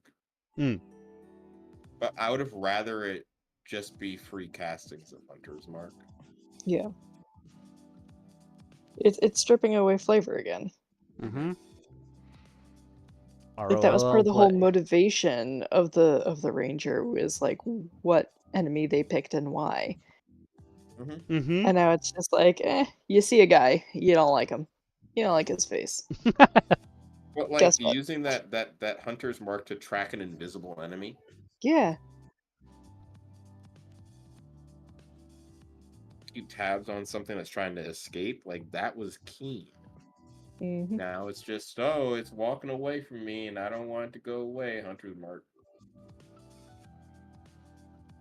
I'm Cheapening also it. surprised it hasn't said that you regain some use of Hunter's Mark for free after you roll initiative. I'm Yeah. surprised that that is not here. I'm I'm sure sure it'll that's level an up. ability later on, yeah. Yeah. Yeah, don't you worry your little don't you worry your little head there. We gonna find. We know what you're into, Watsy, okay? Yeah. And then again we have that weapon mastery. Again, same old same.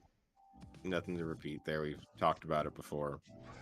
I don't remember if they said that fighters can swap out every long rest. Was that also one of the things for fighters?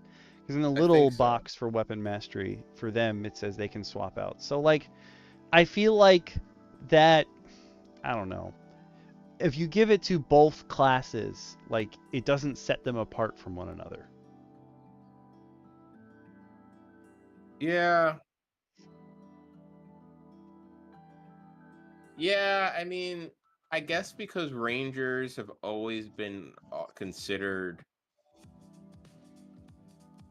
Rangers are in a weird place where they're jacks of all trades and masters of none. I think some people even looked at the Ranger as like the dexterity build fighter. Mm-hmm.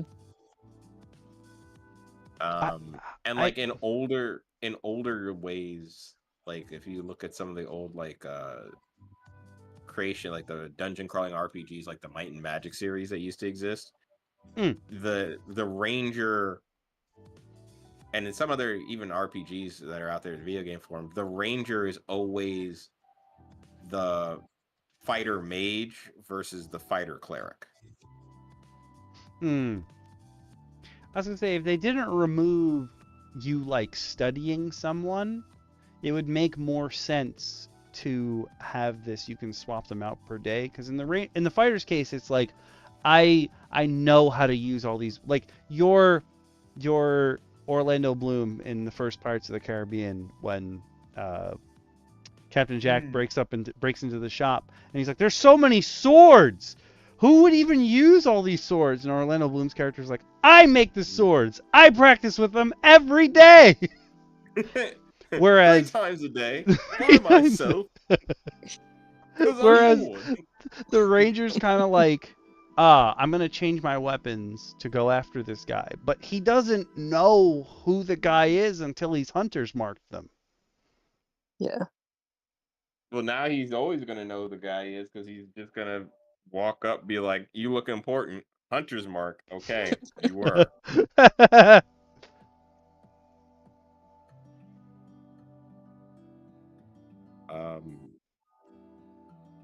The other thing you get at level 1 is Natural Explorer. It's apparently not a feature. Just kidding. It's not a feature of the 2024 range. Yep. Now you have to use your spells to know the lay of the land. Oh, you wanted to know where you were going naturally? Forget that. More Hunter's Mark. The land is not your friend. Hunter's Mark is, folks. Yep. It's not the land that'll help you. It's going to be what that dude is wearing.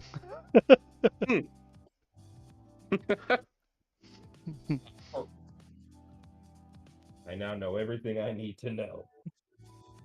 Because of the color of that guy's shirt. Like, huh? Become the Sherlock Holmes of the woods. basically. So for Deft Explorer level 2, now you'll get proficiency in 2 languages, which is very interesting because the way that they're doing languages for the 2024 handbook is that most classes will only have access to the 4 like basic languages, and it's very difficult to get other languages. So more so than the bard, it's going to be the ranger now who can talk to people, which is weird because he doesn't know the lay of the land.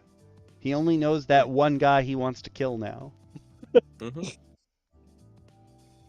But interestingly, it notes that you gain experience in 1 skill.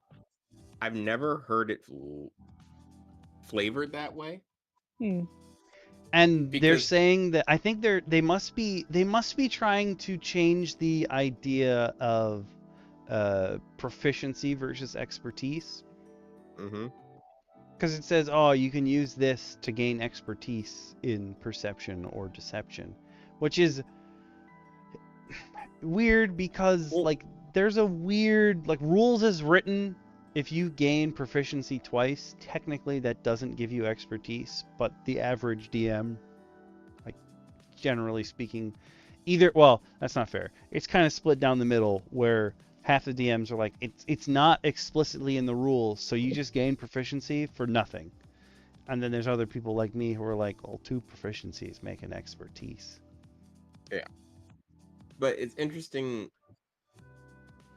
because them saying that you can just gain deception as a proficiency, I would hope there would be some flavor reason why you've just become skilled. It definitely seems like they're, especially based on the language, they're trying to play off the ranger as the guy who I forgot what the class is called, but in Shadows of Esteren, which is another TTRPG, essentially what is their ranger class in lore, their whole job is to like they travel the wilderness between places to act as messengers and mediators and stuff like that. And it seems like D&D is trying to push the ranger into that kind of role. But that has to do with talking to people. Yeah. That's like the thing that rangers don't do. Yeah, they like animals more than people, usually. Yours definitely does. Uh-huh. People are so hard to deal with. You additionally gain a fighting style. So again, they're just pretty much saying, take this fighting style feat at level 2. It's saying you are no longer limited to archery, defense, dueling, and 2-weapon fighting. So you can grab shield or focus on protecting and focus on protecting your allies. So it seems like That's anyone a cool who restriction. gets fighting style as a feat, like anywhere, can use any of the fighting styles, which makes sense. Sure.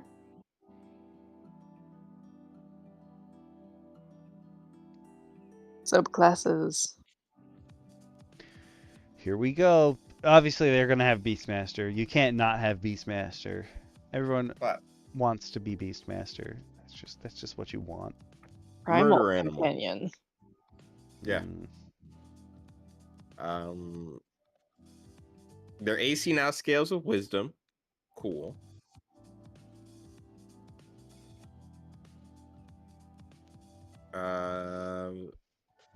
Instead of your proficiency bonus, so that's kind of cool. Exceptional training can now be activated on turns when you use your bonus action to command your companion, and it now lets your companion take the dodge action as a bonus action. Interesting. That's critical. Yeah. Now your animal is harder to kill. It's not just gonna stand there and take 4 hits in a row. Yeah. I just thought of this. So when you're Beastmaster, I knew that you used your bonus action to command your beast, but like, if your beast is big enough for it to become a mount, then you can technically cheat, and it will have its own full turn. Aren't there restrictions on what your Mhm. companion can be, though? Oh, Like I think it's there's based actually on CR question mark.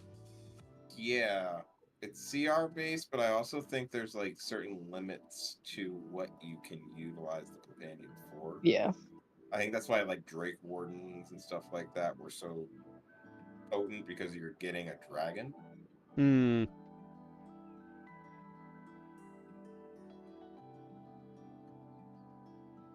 Like I think people would flavor it in that like, oh yeah, if you're a halfling and you picked, like a bear as your animal companion, you can ride it because in no shot you're not going to ride the back of this giant bear you've been training, right? I was But I actually don't thinking think you're exactly like a bear, like in Legend of Vox Machina. She has but she's a druid, not a ranger. I was just thinking because it's technically like the way that mount is written, the rules for mounts is so weird that like if your creature has sentience, it has its own turn. Sure, that makes sense. But if you've trained with that creature and it is specifically like trained to be a steed, it gets its own turn. I feel like if you're always hanging out with your animal, it's on a pretty good like level with you, that there must be some way to cheese that out.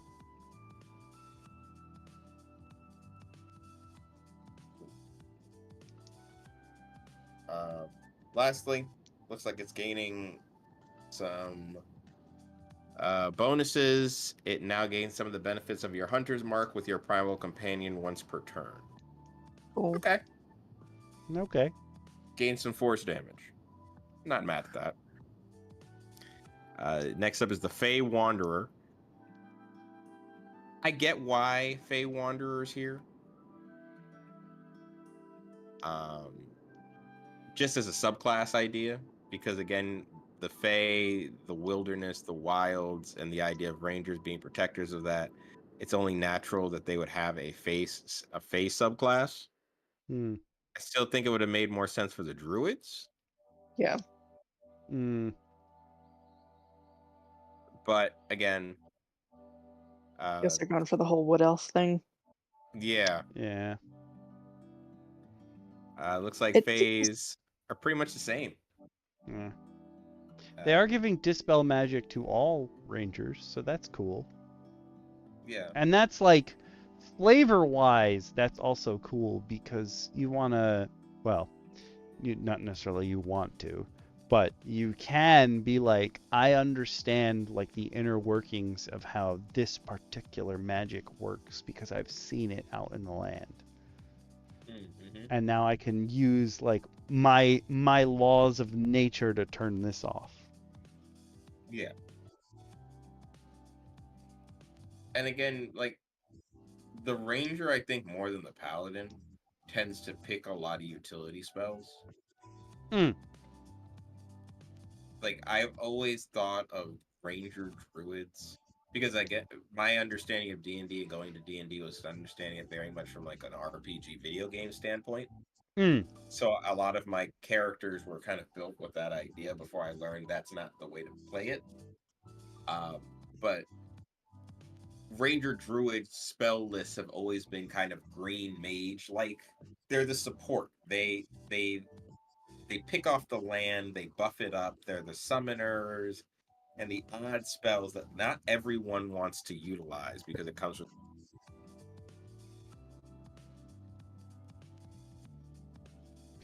What? So it comes from something different. I think my mic cut out for a second. Sorry, I had to sneeze. No, I had to sneeze. Sorry. Bless you, dear child. There you go. But Fey Wanderers are essentially just ranger tricksters, I guess now. They're saying you'll get summon Fey all the time. I haven't seen the new spells, but supposedly all of the summon spells got buffed in some way. But I also feel like the summon and the conjure spells got buffed in that they have more defined rules because like idea from them is like, oh, you summon a whole bunch of these things, but they don't tell you how you control them or what have you. And I can't tell you the amount of times I've seen a homebrew supplement that's like, it's basically just how to run a swarm, how to run summoned insects. And the fact that people have to make that should tell you that you needed to add a little bit more information. Mm.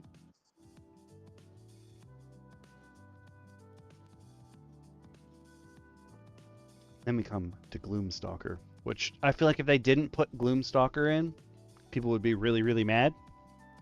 Because apparently... That or Horizon Walker. Either one of the two. I'm okay with Horizon Walker not being here. I mean, I as a Horizon Walker, I like it, but I feel like the community would have been more mad if Gloomstalker wasn't here, because I've never... Like, everyone who talks about how much they hate Rangers and how weak they are, there's always another person out there that's like, Gloomstalker's the best. I'm the best Gloomstalker. Oh, yeah. And you can add your angst into it, too. Like, mwah, they love it. Max angst. If your Hot Topic, membership card isn't on fire every time you boot up your Gloomstalker, are you even playing it right? I only play my Gloomstalker while listening to Red Jumpsuit Opera. But I hope we didn't lose any fans with that, but it's true. It's absolutely true. No, Gloomstalker gets some tweaks.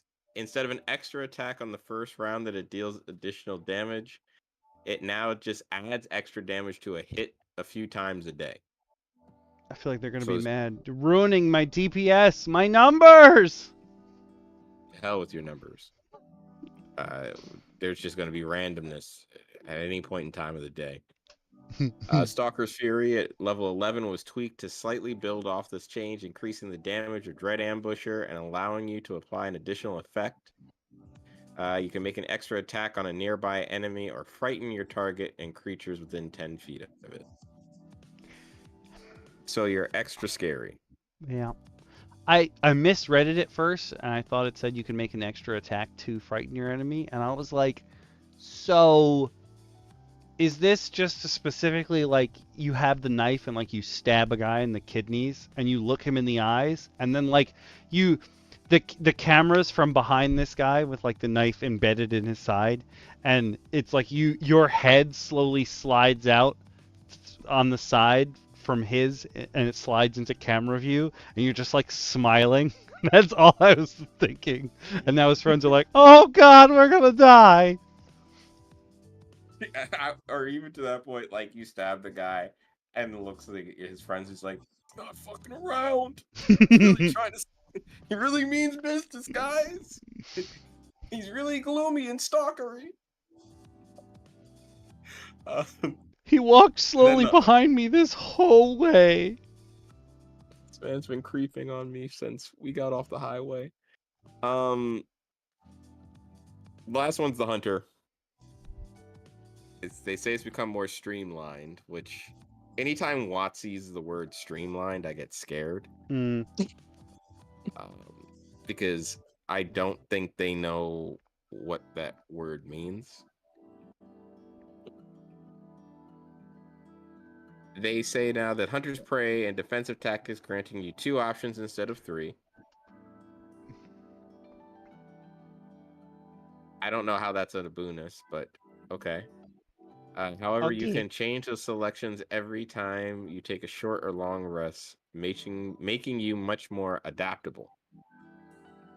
And then this guy goes on to say, my favorite change. So this is the first time I've ever heard one of these guys in these articles actively try to sell something.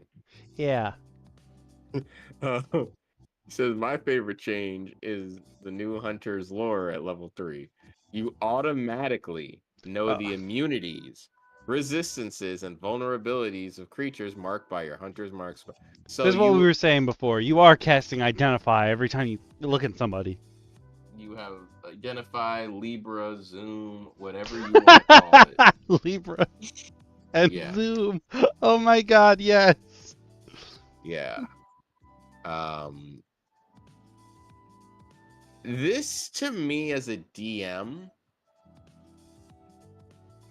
pisses me off because it means that a hunter ranger destroys me teaching players about resistances. Yeah.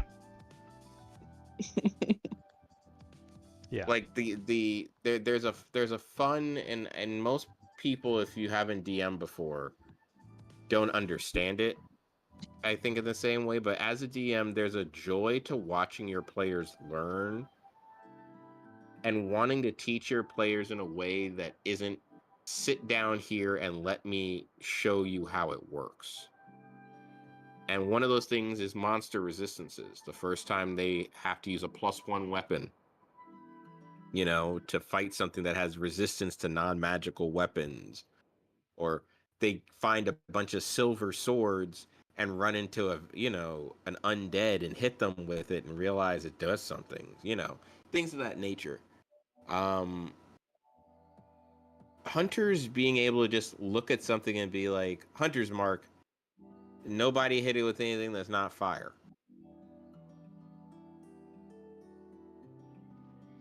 You're taking away the fun of letting your players shoot that thing and have it be on fire but not take any damage, and it just like kind of stumble towards them, even angrier than it was before.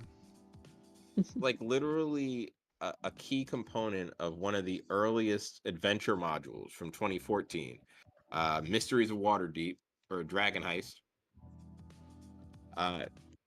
Essentially, one of the key fights in the first session of every player's game teaches you about creatures having certain weaknesses and resistances to things. Literally, it teaches you that in a troll fight.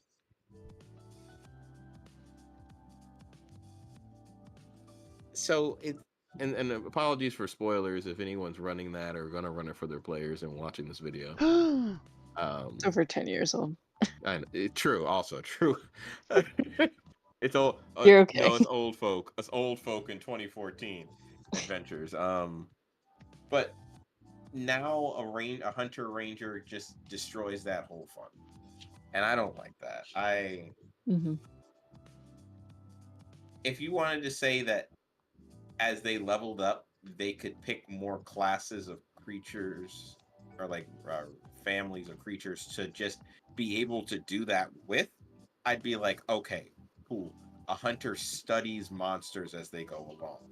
Oh, you mean like a favorite enemy? Yeah. Huh. I was like, they took Cool. that away, and they stripped all the portions of it that could have been ROLE play, and they were like, no, only ROL play.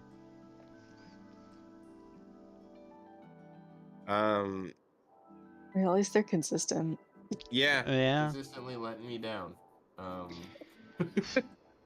This is like Not a a fan of group that. project, god damn it. Yeah.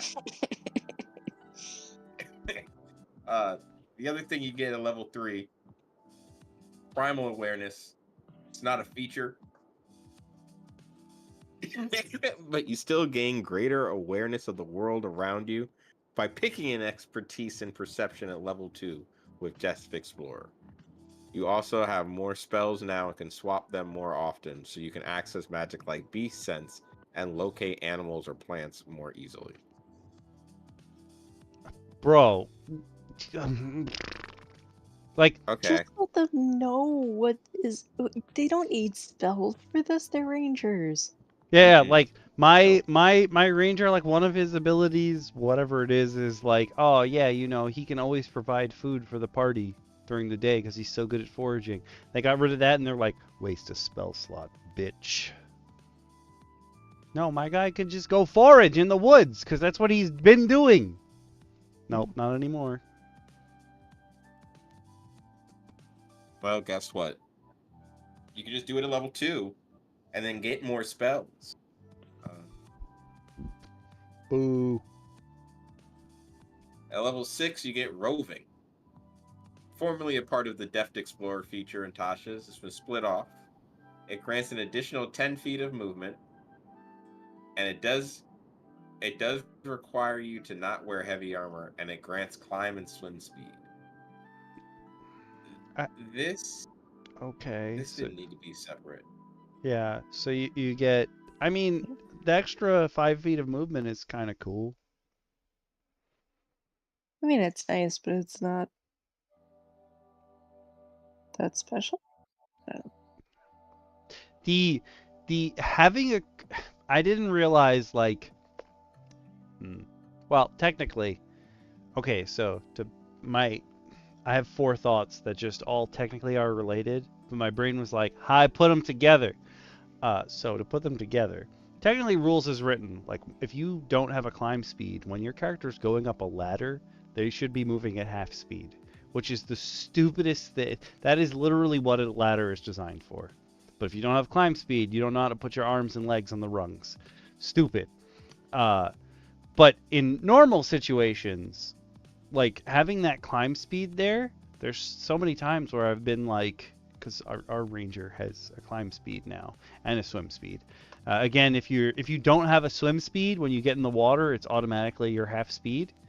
So him having the climb and the swim speed is just like, oh, traversal makes sense for you. Screw everybody else. But I always forget he has a climb speed, because usually things that have a climb speed are stuff that stick to the walls.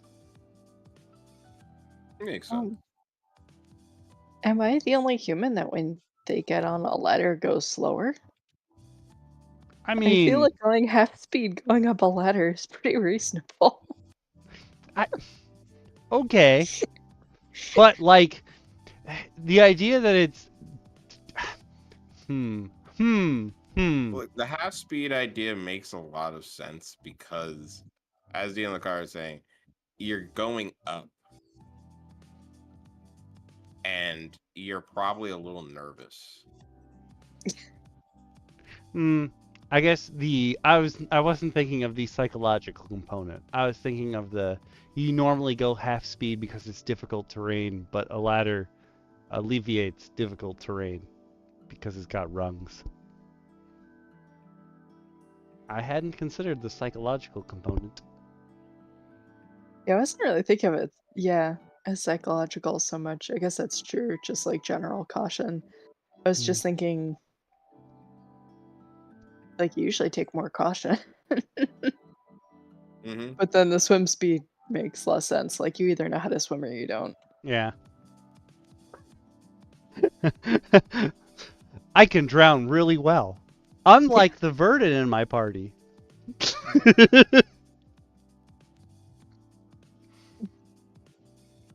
More quotes from your table. Just drown me until I'm traumatized. What? Yes. Guess what? She said she wants to be drowned. Huh? That sounds like a conversation people should not be privy to. It's like I should not cast detect thoughts at that moment.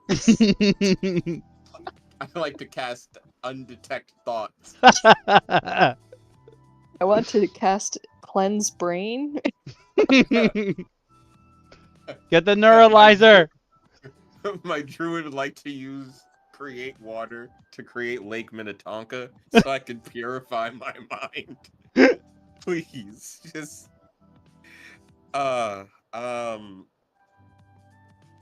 Landstride's not a thing. Yeah.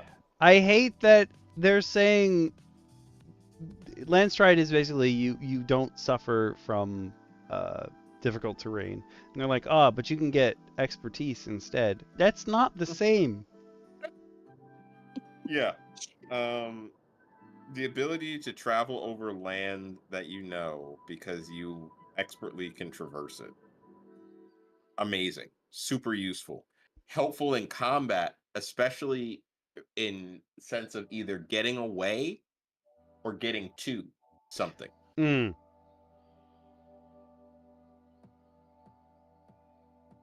If I've already taken expertise in perception at level 2, what the hell do I need 2 more expertise skills for?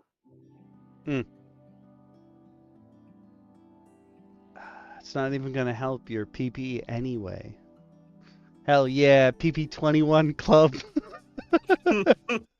I hate passive perception so much. But they're saying you can keep up with bards and rogues. Why is my ranger trying to keep up with a bard and a rogue? They really want your ranger to be the person who talks to people now. Mm-hmm. Why? No. No. I talk to trees Yeah. and small woodland creatures. What, is charisma supposed to be one of your top stats now? Nope. No, I think they're putting a little bit more emphasis on wisdom. Wisdom's your That's gonna help spellcasting. you talk to people.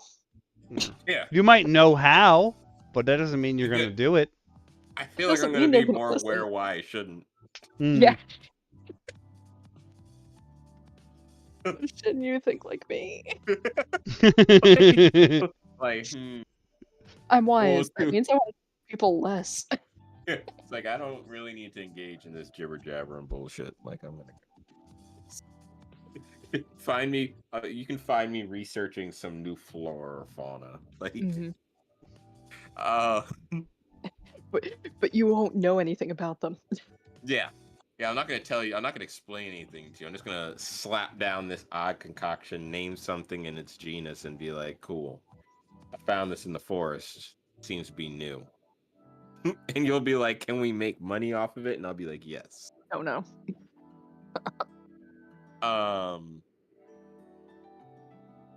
The only other thing you get then is a level 10 tireless. You can grant yourself temporary hit points with an action. Once again, this guy wants to give us his opinion, which nobody asked for.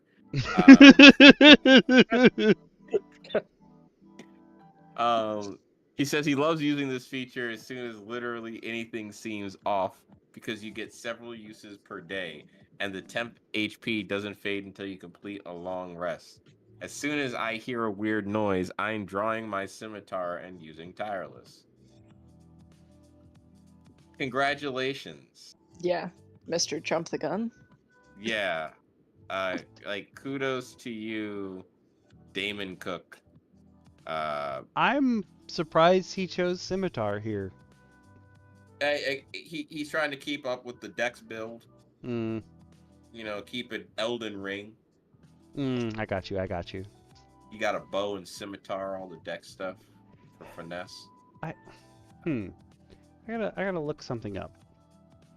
Scimitars aren't in real life are not finesse weapons. They're not. They're heavy and slashy. Extremely. This really bothers me. No one wants to select the intelligible weapons that are in the foil class of weapons, like rapiers. There's that would like be considered like a dex. Yeah, like that's a dexterous weapon. Yeah. I was just reading ahead to the next part. There are curved weapons, like curved swords, that do exist. Yep. A scimitar? No. A shotel? Absolutely. Yeah. A shotel, which doesn't exist in D&D properly, but the beauty of D&D is that it's make-believe, so if you want to flavor a scimitar as a shotel, you totally can. Do it up! Yeah. It's like if you said a katana, I would have been like, all right. It's a longsword. Oh my god, so many people are like, again, when they got rid of key points and made them focus points, do you know how many people there are in the world that are like, I need my weeb katana. Why haven't you put a katana in here? It's the one weapon missing from the game. I need a katana. And then they're like, oh, we can't use key. That would be, no, that's too niche. You know how many weebs are playing this game? Yeah. What up, Arvin? Arvin! It's Hey. okay. We still love you. Don't worry. It says that this feature, Tireless, is also tied to your wisdom modifier. Again, this guy gave his opinion about him liking the tweak. And again, no one asked. But Apparently, you can reduce your exhaustion by 1 level when you take a short rest. That actually could be hella clutch, because it's my ranger who has been the most exhausted. Though, to be fair, it was his own fault. He was intentionally just sitting in the aura that fills your lungs with water.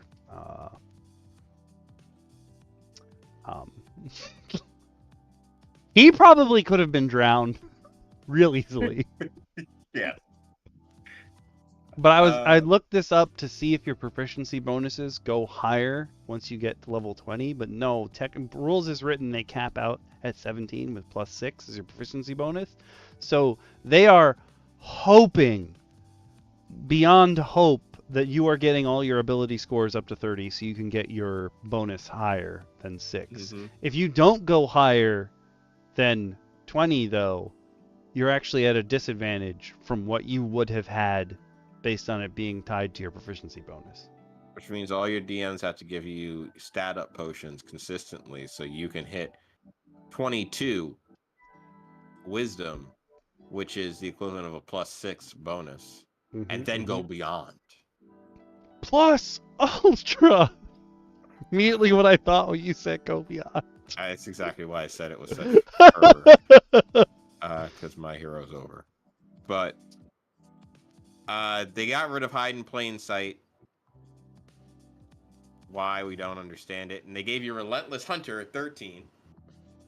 Taking damage can no longer break concentration on Hunter's Mark. If you want to focus on damage dealing, nothing so pedestrian as a fireball can stop you. This guy is gonna get killed in real life. Like him to be a pedestrian as I throw a fireball at him. You can only lose concentration if you become incapacitated or die. Yeah, you just know. You're fast asleep, and you just know where that thing is. You're just... like, I know what he's up to. You're mumbling in your sleep. You're like, he has a vulnerability to acid.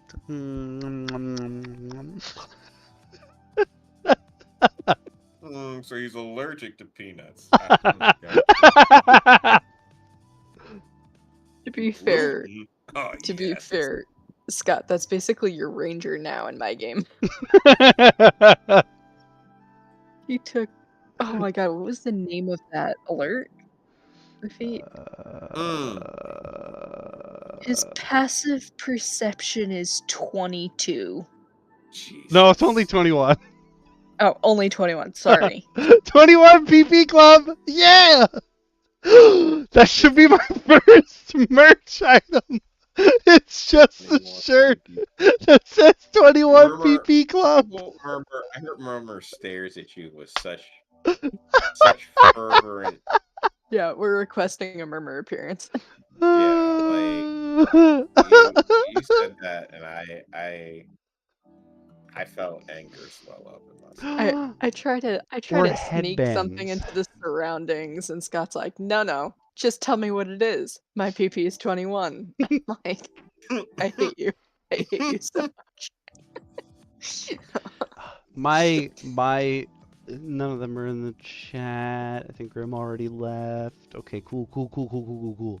So my players have been like, I was trying to explain to them the difference between your passive perception and your active, because our rogue has a PP of 18.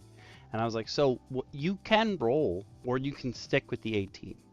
Because 18 is pretty freaking good. But you can roll if you want to. And they're all like, they keep rolling and getting in like the 20s. And they're like, yeah, so I see everything. And I'm like, yeah, you see the sky and stuff you're looking at. Yep, nothing looks weird to you. Nope. And like, the idea that they can't figure out that these things are more stealthy than a 20. Like, my players are still firmly in that camp of, 20 is like the tippy top. It's really not. Yeah. Like when you start understanding that a bard at a certain point can't fail most like persuasion checks from the way they can build themselves, it's kind of like, oh yeah, a 20, they have that as a plus. Yeah. Our Verdant Bard right now is at can choose if they roll lower than a 10 to make it a 10 on any persuasion or deception checks, and then they have a plus 11. And I'm like, oh, you're so annoying. I'm glad you keep trying to tell people who would never in their nature do what you want them to do things and rolling so high, because it don't matter. Yeah. Oh, explaining that to players, like, I had a player once trying to use command to command an enemy to walk off a cliff, and I was like, it's not going to do that. It's like the spell rules as written even says you can't command it to harm itself. It won't do that. And he's like, but I control it. And I'm like, yeah, but that doesn't mean it's going to hurt itself. And he goes, yeah, but I should be able to tell it to hurt itself for me. And I'm like, I don't know why you want a sadomasochistic bond with this creature in the middle of a fight. But that's not how the spell works. Okay? You're not going to get the monster to punch itself in the face. That's not real. Not happening, bruh. But apparently what also isn't happening is level 14's Nature's Veil. You can turn invisible as a bonus action. Congratulations. You can turn invisible a number of times equal to your wisdom modifier instead of your proficiency bonus.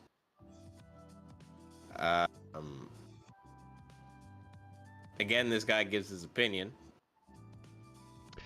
Saying that he likes this tweak. He says presumably an act of magic because it uses wisdom. But you don't know. You're supposed to be making these articles to tell people if this is going to work in an anti-magic field or not. Is it a magic action, my guy? Or are you just making a ghillie suit in 6 seconds? Well, according to this guy, we'll never know. I'm guessing it's going to be stoppable by a field of anti-magic. But again, this turning invisible. Yeah, it's got to be. Yeah. This is replacing Vanish at level 14. And again, 17. They're giving it to you for your wisdom instead of your proficiency, so the onus is on your DM to make you get past 20. Mm-hmm. Get that epic boon. Get that 30 wisdom. 17, you get Precise Hunter. The creatures marked by your Hunter's Mark, you have advantage on attacks against them. By this level, you have 6 free castings of Hunter's Mark. So if you want to focus on dealing damage, Precise Hunter will help you slay.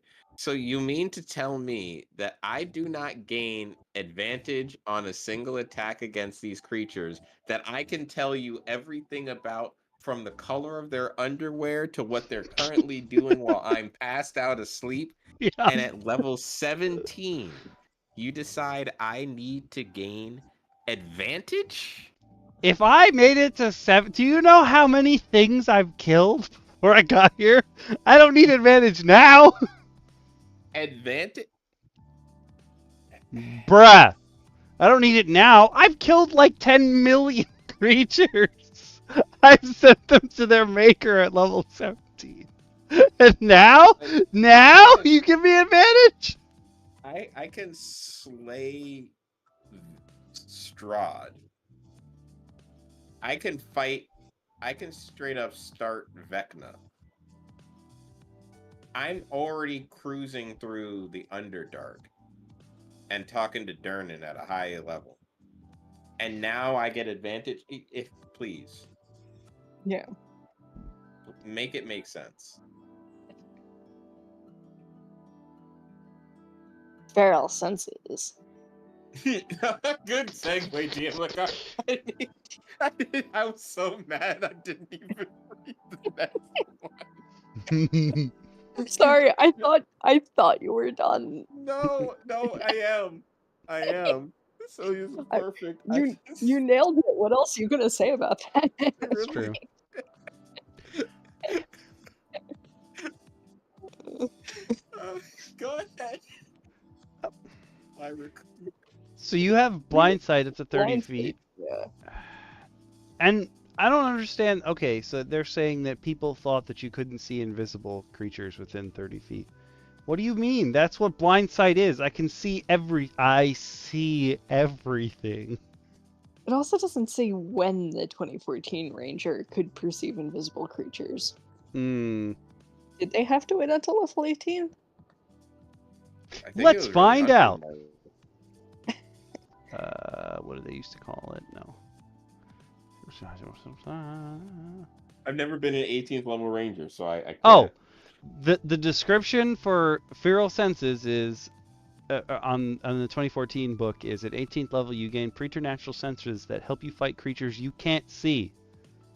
When you attack a creature you can't see, your inability to see it doesn't impose disadvantage on your attack rolls against it. And you are also aware of the location of any invisible creature within 30 feet of you, provided that the creature isn't hidden from you and you aren't blinded or deafened. So everything here says, hey, I'm going to mess up this invisible dude. Yeah.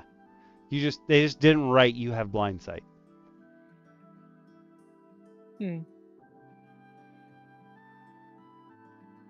But blind sight is stronger. Yeah. Right? Because For with sure, for blind sure. sight, even if it's not in line of sight, you can you still know where it is. And this is saying the original one was if you got blinded or deafened, this ability stopped working. Yeah. Blind So it sight does is get definitely a that better there. option. I'm surprised it doesn't say if your sense of smell has been stopped. Like the opposite If your of keen character had senses. COVID, guess what?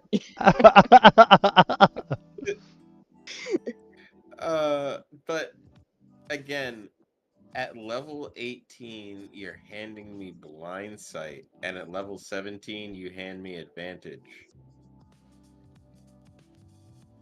This is so weak for benchmarking. Yeah, like at this point, I don't need those cool abilities because I've obviously made do without them. Yeah, like I've made it this far without ever. You mean to tell me my character has never had advantage on an attack prior to level 17? No. No, that's tough. And last but not least, the epic boon. Oh, not last. 2. 19 and a 20. An epic boon, they say the boon of dimensional travel, which says that up to the ability score up by 1 to a max of 30. And immediately after you take the attack or magic action, you can teleport 30 feet. All right. Why is it after? Because why not? Because you want to retreat, obviously. This is weird. Level 20. Just a weird choice considering there's so many things that are like, oh, this guy can immediately attack after they teleport. Instead, this is the other way around. After you attack, you can be like, deuces.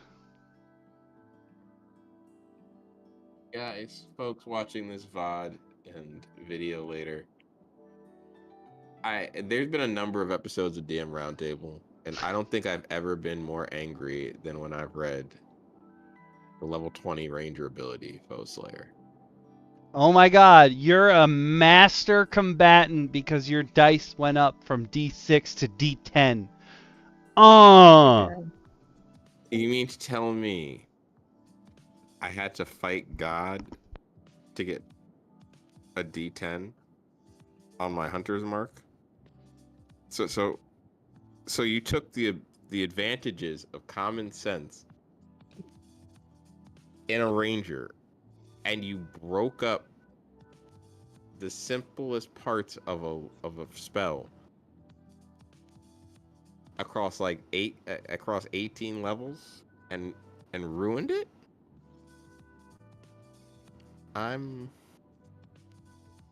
But you get free castings.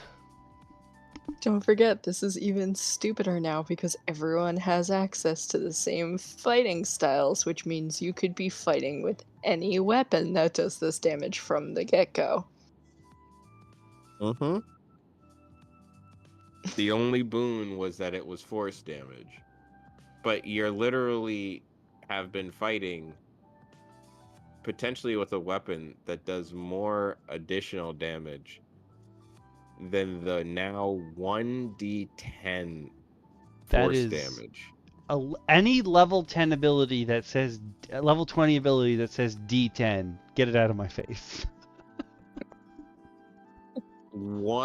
If you give me an ability that gives me 1d anything short of a billion at level 20, I'm flipping my character sheet. Not 1d6 to restore X number of hit die or 1d20 to restore that many spell slots. No, I get a d10 on Hunter's Mark. Yeah. And 3 levels ago, I gained advantage. What?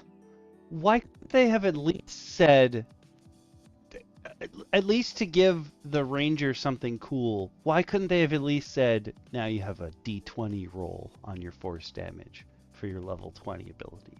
It still wouldn't be a cool 20th level, but it at least would have set them apart. This just seems like they were like, yeah, I guess you could do potentially like 1% more damage. 2 maybe percent. If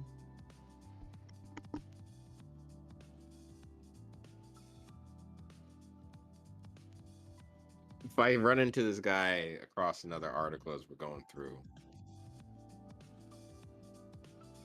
I think I think I'll just be sad. I thought only the monk was going to leave me so hurt. Yeah. But here comes the ranger. Just Bringing up the rear. yeah. Bring up the rear's rear. Literally. This guy closes out saying that you can dominate the battlefield with primal magic. As a ranger, your primal that the 2024 handbook makes the ranger feel more like a primal warrior, a guardian of the wild places, and a deadly hunter. Hawks up the fact that you have expertise and more skills, which I don't think anybody was clamoring for. More prepared spells, new tactical options in martial combat, and your hunter's mark will benefit from additional bonuses. No. The hunter's mark will benefit from the same bonuses the hunter's mark had.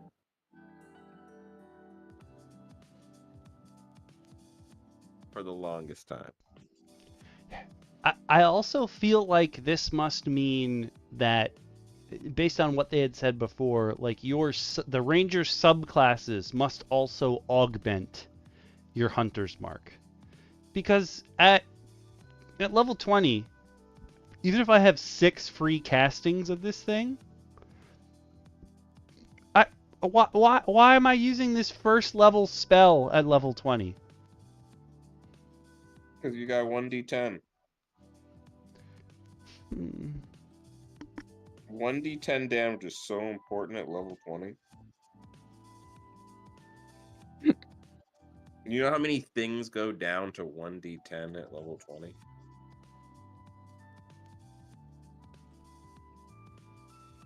You're like destroying the battlefield. Yes. Master combatant. This is what Gary Gygax didn't want you to find. D&D unlocking the true secrets of a D20. Give me that 1d10 at level 20 damage. Ooh, lordy. You really about to make a name for yourself. I would not let someone play 2024 Ranger. Friends don't let friends play Yeah, 2024 Ranger. If the 2024 Ranger is protecting your forest, good luck finding a new grove. Because if he's not level 20, if he's not even level 17, like a level 14 Ranger protecting a grove, you just learned how to turn invisible and learn that I have to knock you out to make you break your hunter's mark. I can't. I don't. You don't even have advantage on me. Yeah. And the D6 additional damage.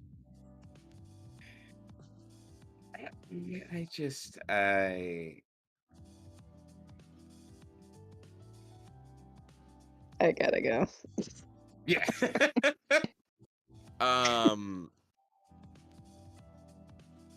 I like I said, like I don't get it.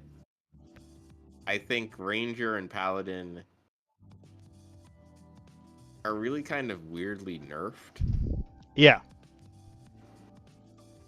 And while there are some things in there that seem interesting, on the Paladin's end at least, the Ranger seems like they just took apart everything that made the Ranger good.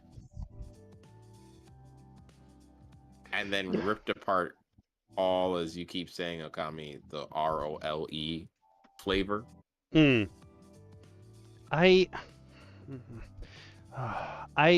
I feel like there's what Watsy heard from the community was Rangers are underpowered, and they're like, all right, we're gonna take away everything from them except this thing that makes them excel at combat, but we're not gonna help it make them excel at combat until they're super strong already.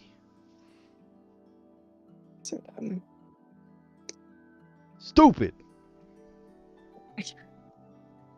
I was thinking when we got up to like a level 10 portion that I would love to play in a campaign where one player was running 2014 Ranger and the other player was running 2024 Ranger, and just like seeing them level up and getting their stuff and whatever, and then when they're like, if they actually make it all the way to 20, to have them be like, wait, you can do this, and the other one can be like, wait, you can do that, and then the 2014 Ranger being like,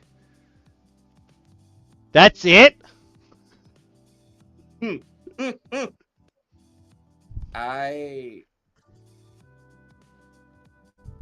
I feel like a Bye, DM 2014. Lacara. Goodbye, DM Lacara. DM Lacara did have to go. But I guess to wrap it up, Okami. This thing is trash. Yeah, I not a big fan of this new guy. Like even with the subclasses, still not. You haven't sold me on wanting to be a ranger. Yeah. Granted, I'm not one of those people. Like as part of the community, I've never been like, rangers are underpowered. I honestly don't think any of the classes are underpowered. Do I think some of them are have stupid abilities? Oh, for sure. I think some classes have a lot better ease of access and utilization. Not necessarily that they're underpowered. It's just that it takes. In 2014 D&D, I could say that your skill set was beyond combat, because combat was only one way to solve a problem. And 2024 seems to hinge all of your abilities on combat. Yeah. Oh. Which means. Continue. Sorry. Oh no, I was gonna say, which really to me tells me that they don't really care to have your class. Either they don't care to have your class affect your ability to pass things, or they just don't know what to do. And you know, again, if leveling up is just for stat points to do things better, it's gonna make D&D a little too video gamey for my liking. I said oh because I realized at the end there's nothing here that says you get something back when you roll initiative. And I'm like, you can't tell me this hunter's mark that barely helps. I'm not getting more of them back when I roll initiative. That's just mean. That is just mean compared to everybody else who gets cool stuff back.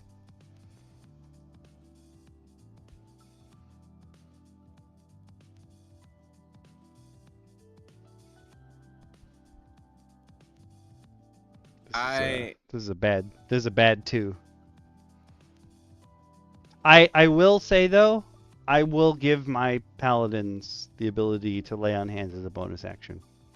Like my 2 2014 paladins. If they want to move that to bonus action, that's fine. Partially because it makes sense, but also because I don't want to hear anymore. Can't do anything. I use my action. I just don't want to hear it anymore. That's fair. I think paladins will enjoy some of the buffs.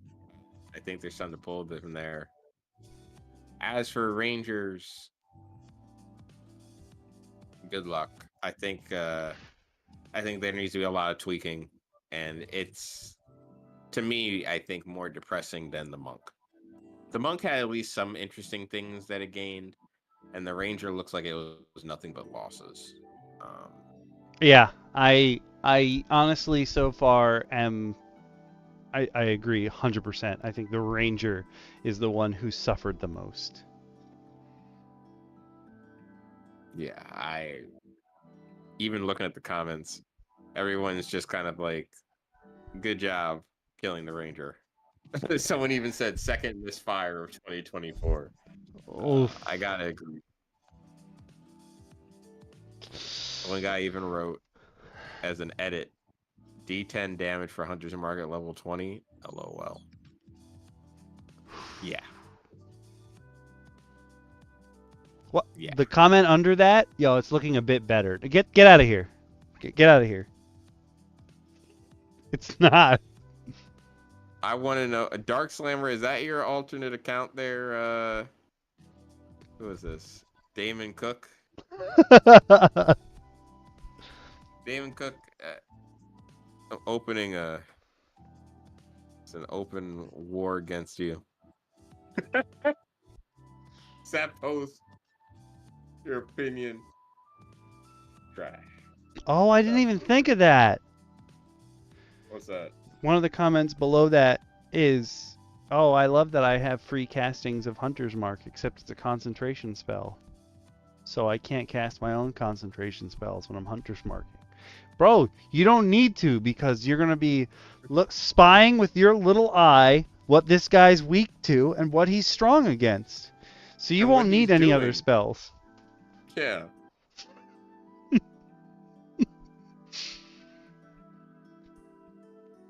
The damage on Hunter's Mark has 3 options. 1d6 per hit, only duration scales. 1d6 per hit, no damage scales. Or 1d6 per hit, but dice amount scales. I guess this guy's trying to apologize for Hunter's Mark. Don't apologize for that. Don't apologize for that shit. Oh, one of these comments down here is that the first draft didn't have anything to deal with terrain. The second draft of the new Ranger had terrain because WotC heard how people want their Rangers to be able to know their terrain.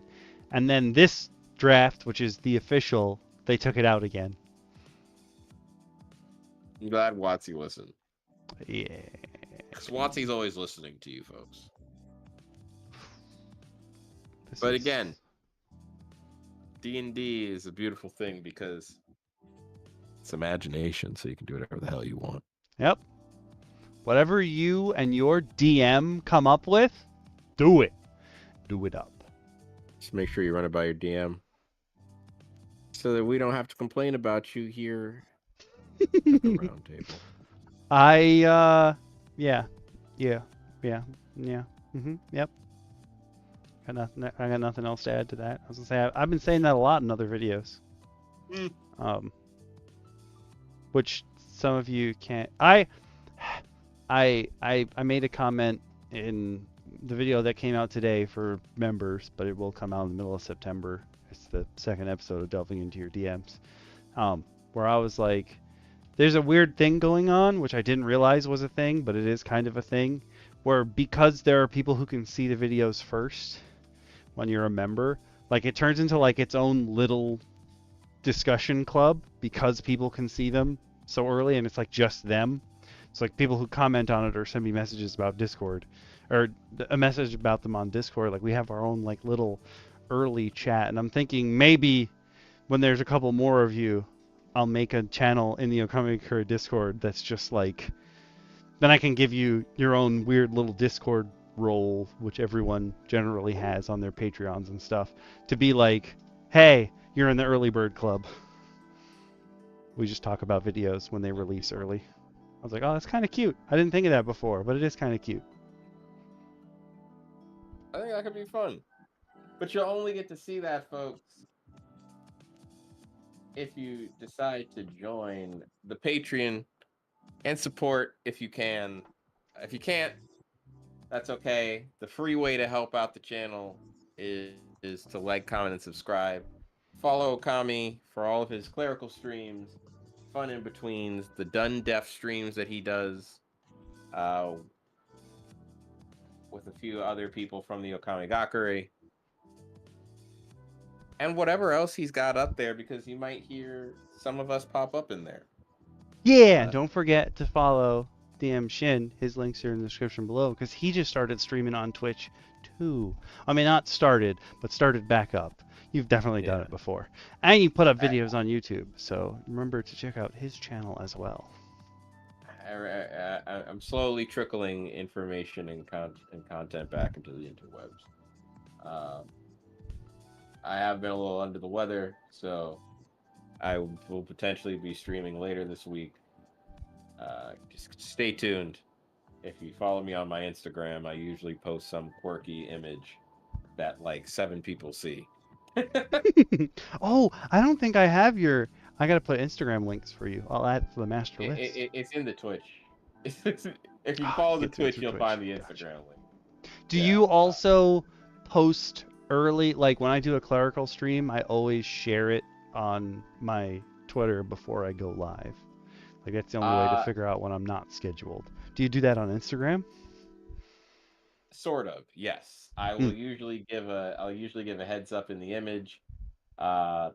Usually I post it about 30 minutes to an hour. But if you see that post go up, just imagine that in that day I'm gonna appear. I'm gonna appear online and I like that. Do the thing. I feel bad that like DM Lacara doesn't want to be found. But I feel bad that like we can be like, yeah, go here for me, go here for me, go here for me, but DM Lacara is like, go nowhere. DM Lacara likes the anonymity. Yeah. So if you want to reach DM Lacara for your, I almost said for your glintstone sorcery needs, because that's kind of how her world functions, you can hit up one of us and we will send the message on to her. You can also come to the Okami Kura Discord and shout her out, and then one of us will also deliver the message to her. But once again, Okami, thank you for having us. Thank you guys for another for coming. DM Roundtable. Look at this. We've had, I think we're on like, we got to be on like episode 10 or 12-ish or something like that by now. We're making this work. We're going to be here. This is the thing. We're just going to keep getting bigger. We're going to invite more people in like Arvin to come chat about D&D and other TTRPGs probably at some point as well. Yeah. So come and join us Monday nights at 8 p.m. for the foreseeable future. I will be streaming tomorrow. Dundef stream will be at 7 instead of 8 because DM Bacon and Laura are free at 7. I mean, they're obviously still free at 8 because we're playing, but the earlier they start, the better. So come join me over there too. It'll be fun. I swear. I swear. Promises. Oh. And if not, we have an angry raccoon just in case. Bloop. And do remember that normally we have a vote at the end of the streams, but because we are still going through the new classes, that's what We the don't next care episode's about your gonna be. opinion. Yeah, we don't care about what you want to see next. But there are only 3 classes left: Sorcerer, Warlock, and Wizard. So after that, I think we're gonna do the other. Wait, are we missing Rogue? Oh snaps! Are we missing Rogue? Did I skip over Rogue? Dude, You're right though. Okay. Yep, you're right. I skipped Rogue. Okay, so 4. Oh, that's perfect then. There's 4 classes that we still have to go, so that's 2 more episodes, and then I think I will probably put out a smaller. Where is it? I know there's one more. Ah, here we go. Yeah. I'll put out a smaller poll so that we can talk more about the new stuff coming out. But there are what they've done to the races and then backgrounds and feats that are different in 2024 books. So after the Warlock and Wizard episode, I'll put up the poll, but it'll only have 2 choices. We'll get through them. Yeah. We want to talk about everything that's new so that maybe the next time WotC releases a new book, they'll send it to our group early too, so we can be mad early. Oh yeah, I would love to do that. I'd love to do that. Send it to the round table so that we can give you some real opinions on it, WotC. We've got them, trust me. It's true. But Okami, I think on that note, it's a good time to fight. head out. Yep. We will see you guys next week, Monday at 8 Eastern for Rogues and Sorcerers. A little zoopy zap magic of the blood, and some Remy LeBeau. Can't wait. Later, everyone. Thanks for tuning in. I'm going to kill Twitch first. I will go on and publish the Twitch video so that you can watch it on Twitch for the next 2 weeks. Because my Twitch doesn't auto-publish anymore because I used too much licensed music during the clerical streams. Oh, Lord. But, yep, we will see you guys and gals next week. Enjoy! Be safe. Take out as many monsters as you possibly can. Be a good teammate. Remember, it's a game about parties, not about an individual. Okay, bye!